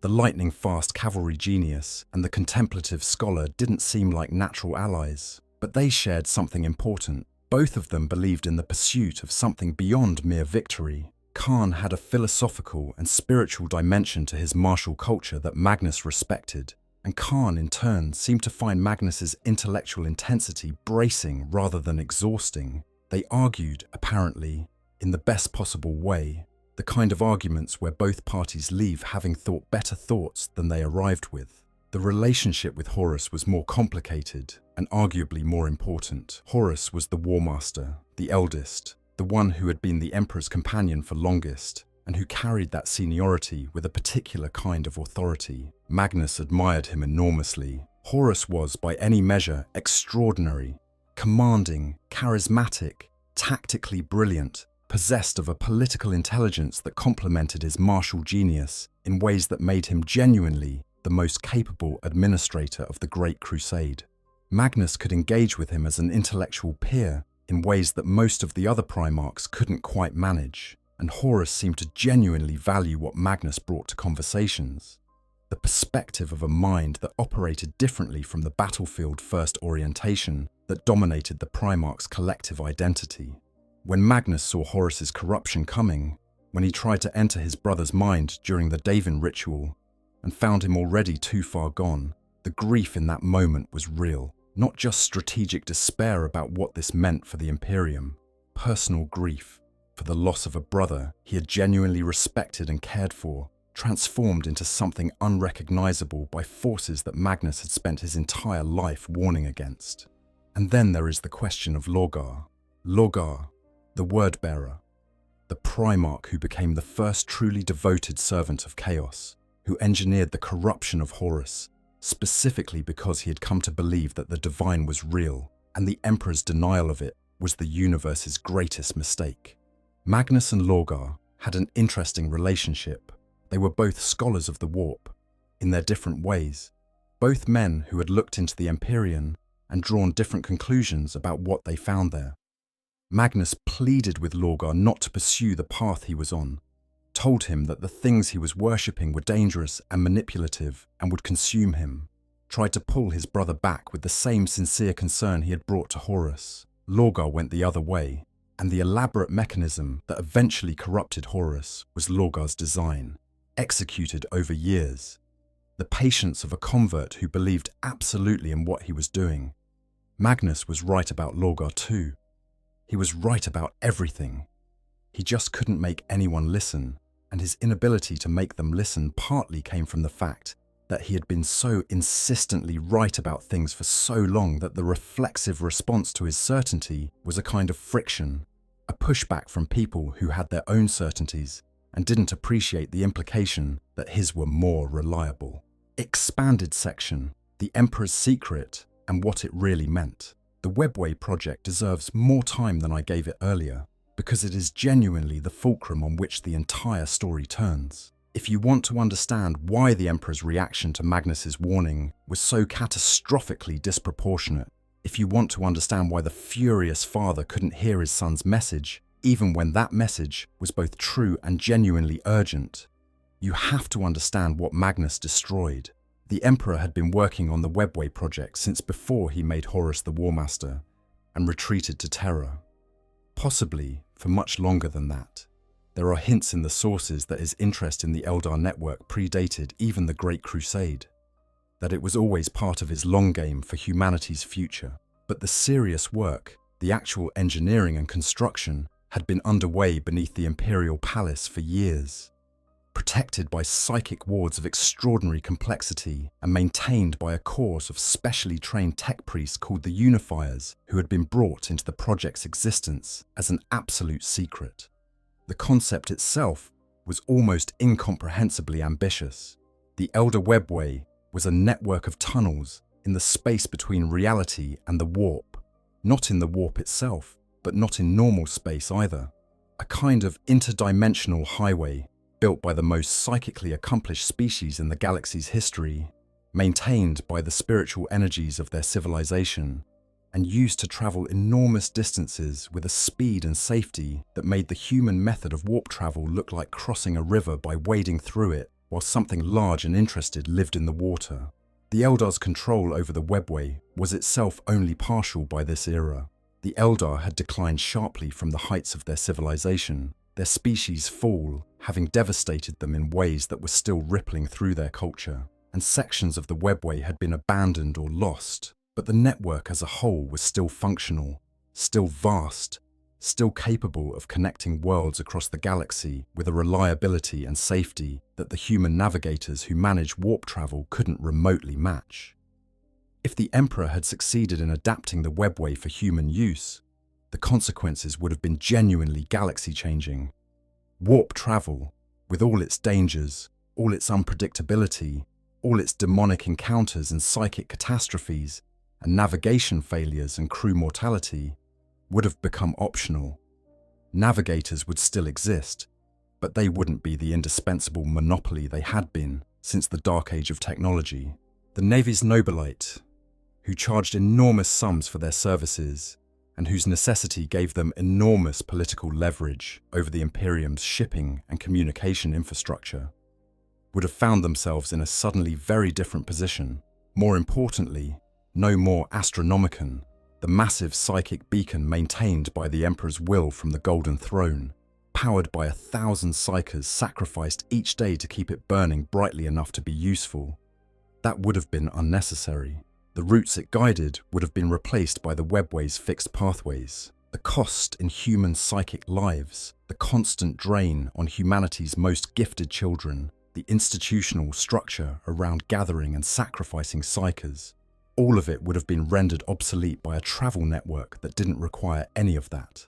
The Golden Throne itself, the device that had been built to power the Webway portal, to maintain the psychic infrastructure required to keep human-built Webway tunnels from being immediately overrun by the warp, was never intended as a life support system. It was a tool. The Emperor was supposed to sit in it to work, not to live there permanently. The vision of the emperor as the prisoner of the Golden Throne, sustained by sacrifice, slowly consumed by 10,000 years of necessary but terrible purpose. That was never the plan. It was the consequence of the plan's failure. Magnus destroyed all of this, not because he wanted to, not because he was careless in any simple sense, but because no one had told him it existed, and the anonymous entity in the warp had offered him the power to breach something he didn't know he shouldn't breach. And his need to deliver his warning was genuine and urgent, and he made the decision in the moment rather than the moment being one where caution was available. After the breach, demons poured through. The Choir Primus was devastated. The Unifiers were dead or mad. The portal, that was supposed to be humanity's door to a better future, had become a wound through which the worst things in the universe were trying to pour. The Emperor was forced onto the throne to maintain the barrier personally, the one thing in the galaxy powerful enough to hold that breach, and in doing so, he sealed his own fate. When he heard Magnus's astral form crash through the throne room with its warning, his reaction was the reaction of a person who had just had the most important thing in their life destroyed, who had been told the destroyer was doing them a favor, and who, crucially, had not yet processed the fact that the warning itself was accurate. His most beloved son had just stabbed him in the back while trying to save his life. He couldn't hold both of those truths at the same time. Grief and fury, and the magnitude of what had just been lost, made Horus's betrayal invisible to him. The only betrayal he could see was the one that had just happened in front of him. This is not to excuse his response. Sending Russ to bring Magnus back was proportionate, if cold. What happened on the way to Prospero? Horus's intervention, the changed order, the transformation of arrest into extermination, that was not the Emperor's doing, and he would presumably not have endorsed it had he known. But the fact remains that he sent armed soldiers to the home of a man who had just been trying to help him, and did not listen to the warning that man had risked everything to deliver. The Imperium paid for that stubbornness for 10,000 years.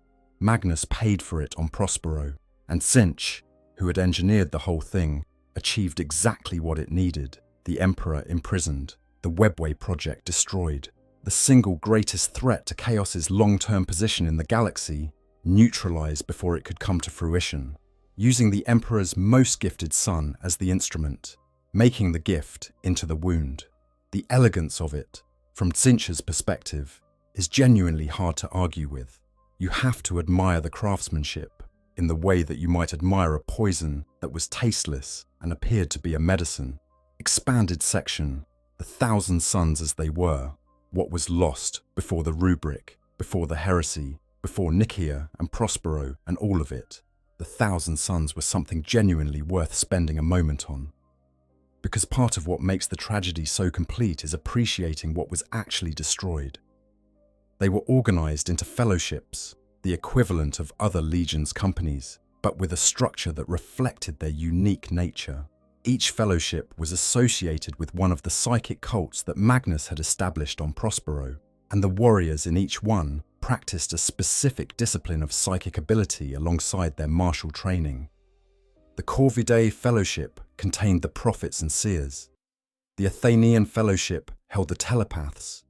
The Raptora practiced telekinesis. The Pavoni worked with biomancy, the shaping of living matter. The Pyrae brought fire. This was not just a tactical organization, it was a culture. The 1,000 Suns were scholars who happened to also be space marines, rather than space marines who happened to be intelligent. When they came to a new world, they came prepared to learn from it. Their remembrances were more dedicated than most, their libraries more systematically maintained, their relationships with the Mechanicum's knowledge-gathering institutions more collaborative. They genuinely believed that the Great Crusade's deepest purpose was not territorial expansion, but the accumulation of understanding, the gathering of everything humanity needed to know in order to flourish long-term as a species across the galaxy. The individual warriors had names in the Egyptian style, a nod to the Egyptian mythological and historical imagery that permeates the 1,000 Suns' identity throughout. Ahriman himself was named for Ahriman, the Zoroastrian principle of darkness and destruction, which is one of the more pointed ironies the lore likes to lean into. Magnus bore the name of the Great, the Latin Magnus, that resonated through human history as an honorific for those who exceeded ordinary measure. Their cults bore names drawn from various cultural traditions that emphasized different aspects of knowledge and perception. They were perhaps the legion that most fully expressed what the emperor had claimed the Great Crusade was for: not just war, not just expansion, but the genuine improvement of humanity's condition through the pursuit of understanding. They were the Crusade's philosophers and its historians, the people who would ensure that when the fighting was done, what remained was worth having because someone had thought carefully about it. That's gone. The scholars are dust in their armor, walking without thinking, their 1,000 questions silenced in hollow metal. The culture of Prospero that produced them is ash. The libraries that held what they had gathered over generations are rubble. The great question-asking engine that Magnus had spent his life building, dismantled first by fire and then by spell. What survives is the martial memory without the scholarly soul. The 1,000 sons of the 41st and 42nd millennia are terrifyingly effective. Their sorcery is extraordinary. Their tactics are sophisticated in ways that other chaos forces rarely achieve, but they are the aftermath of something, not the thing itself. The shell, however impressive, is not the person who inhabited it. Magnus knows this. It is, if anything, the clearest evidence that his vow to see the galaxy burn is not a project he undertakes with anything resembling satisfaction. It is a project he undertakes because there is nothing else. Because the thing he would have preferred to be doing, sitting in a tower in Tizca, reading, teaching, learning, talking to scholars who pushed back against his ideas with their own genuine insights, is not available to him. It has never been available to him since Prospero burned. He destroys because creating became impossible, and creation became impossible because he reached for it too hard, in the wrong direction, at the wrong moment, with an entity in his ear whispering that the barrier was weaker than it looked. Expanded section: what Magnus wants now, and what Tzeentch actually is. There is a question that hangs over Magnus's activities in the modern era that the lore deliberately keeps somewhat opaque. Is he genuinely an agent of Tzeentch, executing the god's will, or is he a prisoner of Tzeentch, operating with whatever autonomy remains to him under that constraint? Tzeentch is not like the other chaos gods in ways that matter to this question. Horn's goal is fairly simple: blood and skulls, death and battle, an endless cycle of martial violence that feeds him directly. Nurgle wants acceptance of decay, the love that comes from sharing suffering, a parasitic intimacy. Slaanesh wants sensation pushed to its furthest edge, the experience of everything being felt until the capacity for feeling itself breaks. Tzeentch wants change, and change is so broad a category, so recursive and self-referential, because anything Tzeentch does changes the situation that generates what Tzeentch does next.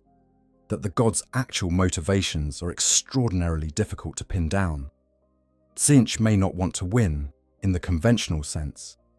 A universe where chaos had completely triumphed would be a static universe, and a static universe would starve the god of change to death. What Tzeentch wants is perhaps the game itself, the endless manipulation, the plots within plots, the schemes that keep changing even the schemer. This is relevant to Magnus, because it means that even his complete service to Tzeentch does not guarantee that he is being used simply or predictably. Tzeentch's relationship with its champions is famously the most complicated of all the Chaos Gods' relationships with their servants. Where Horn wants berserkers and Nurgle wants infected celebrants, Tzeentch wants chess players, beings sophisticated enough to be interesting, complex enough to generate novel situations, capable of enough independent thought to occasionally surprise even the god that manipulates them. Magnus, the most intelligent being in the galaxy outside the Emperor himself, is the ultimate Tzeentchian champion precisely because his intelligence makes him so perpetually interesting. There are hints in the modern lore that Magnus's goals and sciences are not perfectly aligned, that the New Kingdom project, whatever it is, represents something Magnus wants for reasons of his own, reasons that intersect with Tzeentch's interests but are not reducible to them, that his focus on the Fenris system, on Prospero, on the ashes of his own past, has a personal dimension that pure chaos service doesn't account for. He is not redeemable in any conventional sense. The demon Primarch who tried to kill his father, who walks through the 42nd millennium on cloven hooves with wings of fire spreading behind him, who is worshipped by thousands of sorcerers as a living god of change. There is no path from here to something that the loyalist Imperium would recognize as good. The gap between who he was and what he is has been filled in by 10,000 years of war and loss and warp corruption. And the path across that gap, if it exists, would require changes that even Magnus has not yet made and may never make. But he is not entirely what Tzeentch made him either. He carries Prospero in him. He carries the libraries and the scholars and the culture of careful questioning that his entire life was organized around creating and protecting. The thing he became when Prospero burned is the distortion of the thing he was. And somewhere in the distortion, the original is still present, still legible if you know what you're looking at. The Emperor saw it, in that vision at the Golden Throne. He showed Magnus the future where everything had gone right, not to taunt him, but because that future was real, had been accessible even then if the choices had been different. He was offering Magnus a way to see himself as he still could be, rather than as what he had become. Magnus couldn't take it, but the fact that the Emperor offered it means that the Emperor saw something worth offering it to. Expanded section on the question of blame, a final reckoning. Before we close the story of Magnus the Red, I want to do something that this kind of narrative often avoids. Acknowledge the genuine complexity of where blame sits in this story, and resist the temptation to place it cleanly on any single actor. Magnus is responsible for his choices. He broke the Edict of Nicaea because he disagreed with it, and disagreeing with a ruling is not a sufficient justification for breaking it, especially when the person who issued the ruling had also warned him, explicitly and clearly, that breaking it would have severe consequences. He accepted power from an unidentified warp entity during the webway breach without pausing to evaluate the offer, which was a spectacular failure of exactly the kind of careful, skeptical, scholarly practice that he claimed as his primary value. He chose to deliver his warning through the warp rather than through slower official channels, a choice he made partly for pragmatic reasons and partly, perhaps, to prove that sorcery could be used for genuine good, a motivation that was partly ego as much as urgency. He made these choices with the intelligence and capability that would have allowed him to make better ones. That matters. He was not naive. He was not ignorant of the stakes. He had more information available to him than almost any other being in the Imperium, and he still kept arriving at decisions that made things worse. The Emperor is responsible for his choices too. He kept the Webway project secret from his sons, which meant that when Magnus stumbled into it, he had no context for what he was doing or why it mattered. The secrecy was not irrational. The project was genuinely fragile and genuinely important, and the interests arrayed against it were powerful and well placed. But its consequence was that Magnus acted in ignorance of something he could not have been expected to protect. The Emperor chose not to tell him, and that choice contributed directly to what happened. He also sent an armed response to Prospero, without the kind of thorough verification that the decision deserved. He did not pause to consider that Magnus's warning, even if delivered in a way the Emperor found unacceptable, might still have been accurate. He let his grief and fury determine his response, and the response was disproportionate in ways that he presumably would have recognized if he had been less compromised by what he had just lost.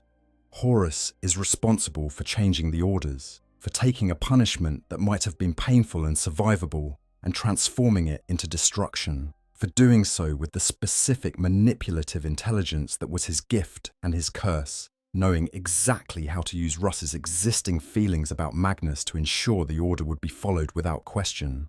Leman Russ is responsible for following an order he did not verify, for not pausing to question whether the War Master's instructions superseded the Emperor's own, for not applying the skepticism to Horus's message that he routinely applied to Magnus's words.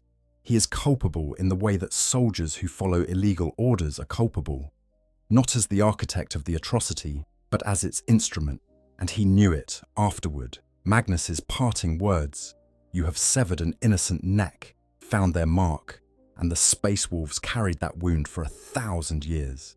Tzeentch is responsible for everything, in the sense that the God of Change had been arranging conditions across decades to produce exactly the outcome that occurred.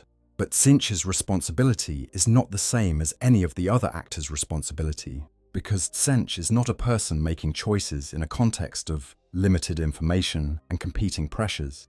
Tzeentch is a god operating at a scale that makes the concept of personal responsibility almost inapplicable. The river is responsible for the drowning in the sense that the river was there, and the water did what water does. The person who pushed the victim in is responsible in a different sense. What the story of Magnus the Red shows us, in the end, is how tragedy compounds. How good people, bad choices, and active malice interact in a system too complex for any single actor to fully understand. How the right intentions can generate the wrong outcomes when the universe is structured to exploit the gap between intention and effect.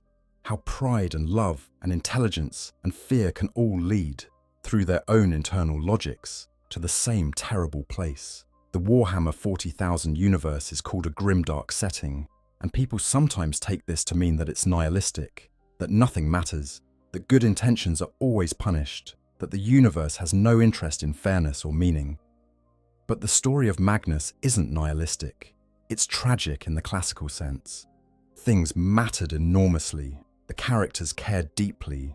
The relationship between father and son was genuinely loving, and all of that caring and mattering and love was present throughout the story. As the substrate that the catastrophe was built on, it hurts because it mattered. That's not nihilism. That's the opposite of nihilism. That's a universe that takes its characters seriously enough to put their genuine values in genuine conflict with each other and see what breaks. What broke is everything. And the people watching from the ruins, on both sides, in every century since, are still trying to work out what it means. That's enough for one video. Rest well. The note on sources, what we know and what we interpret. One last thing before the actual end. Because I believe in being honest about the nature of 40K lore and how it works.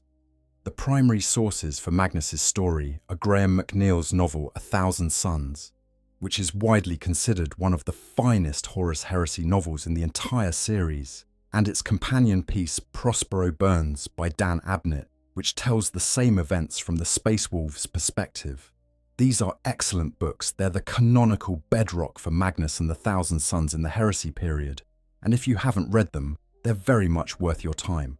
McNeill wrote Magnus with a specificity and sympathy that made him one of the most three-dimensional figures in the entire series. The Siege of Terror sequence, particularly the novels by Nick Kime, John French, and others covering Magnus's infiltration of the Imperial Palace and his confrontation with both Malcador and the Emperor, adds substantial new material to the story, including details about the Fifth Shard and its significance that weren't available in the earlier books.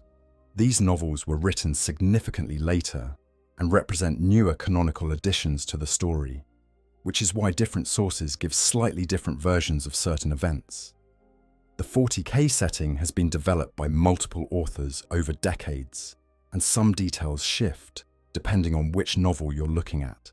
There are also the Primarch's novellas. Magnus the Red, Master of Prospero, by McNeill covers early Great Crusade events. The Battle of the Fang novel by Chris Raitt is the primary source for that confrontation. The Siege of the Fenris system material comes from the Wrath of Magnus supplement.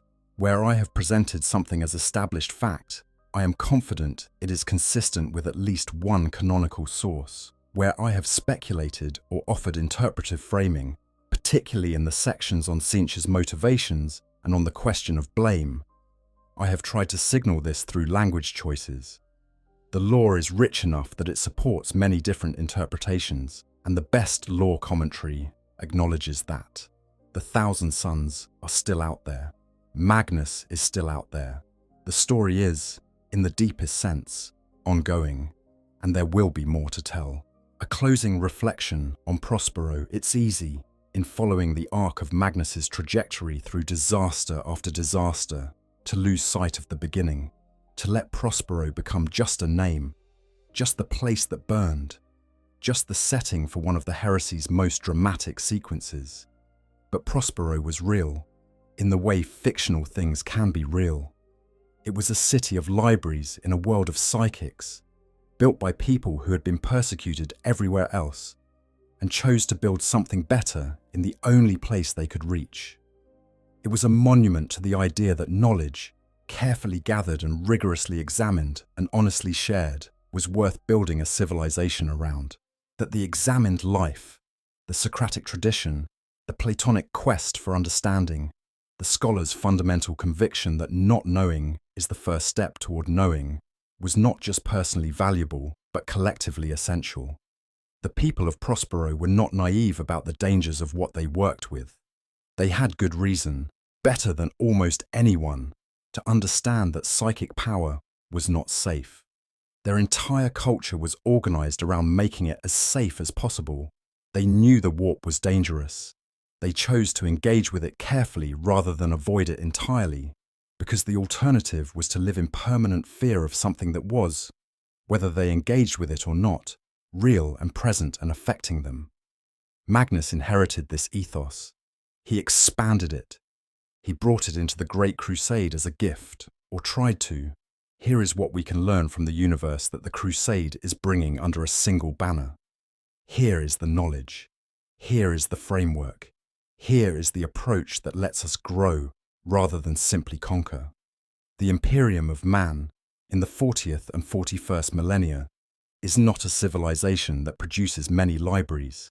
It is a civilization that produces walls and guns and fire and the specific kind of faith that doesn't ask questions. It is a civilization shaped enormously by the consequences of the catastrophes Magnus helped create, hardened into something that would not have been recognizable to the scholars of Tizca.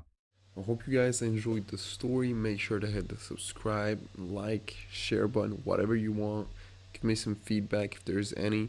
And yeah, sleep well.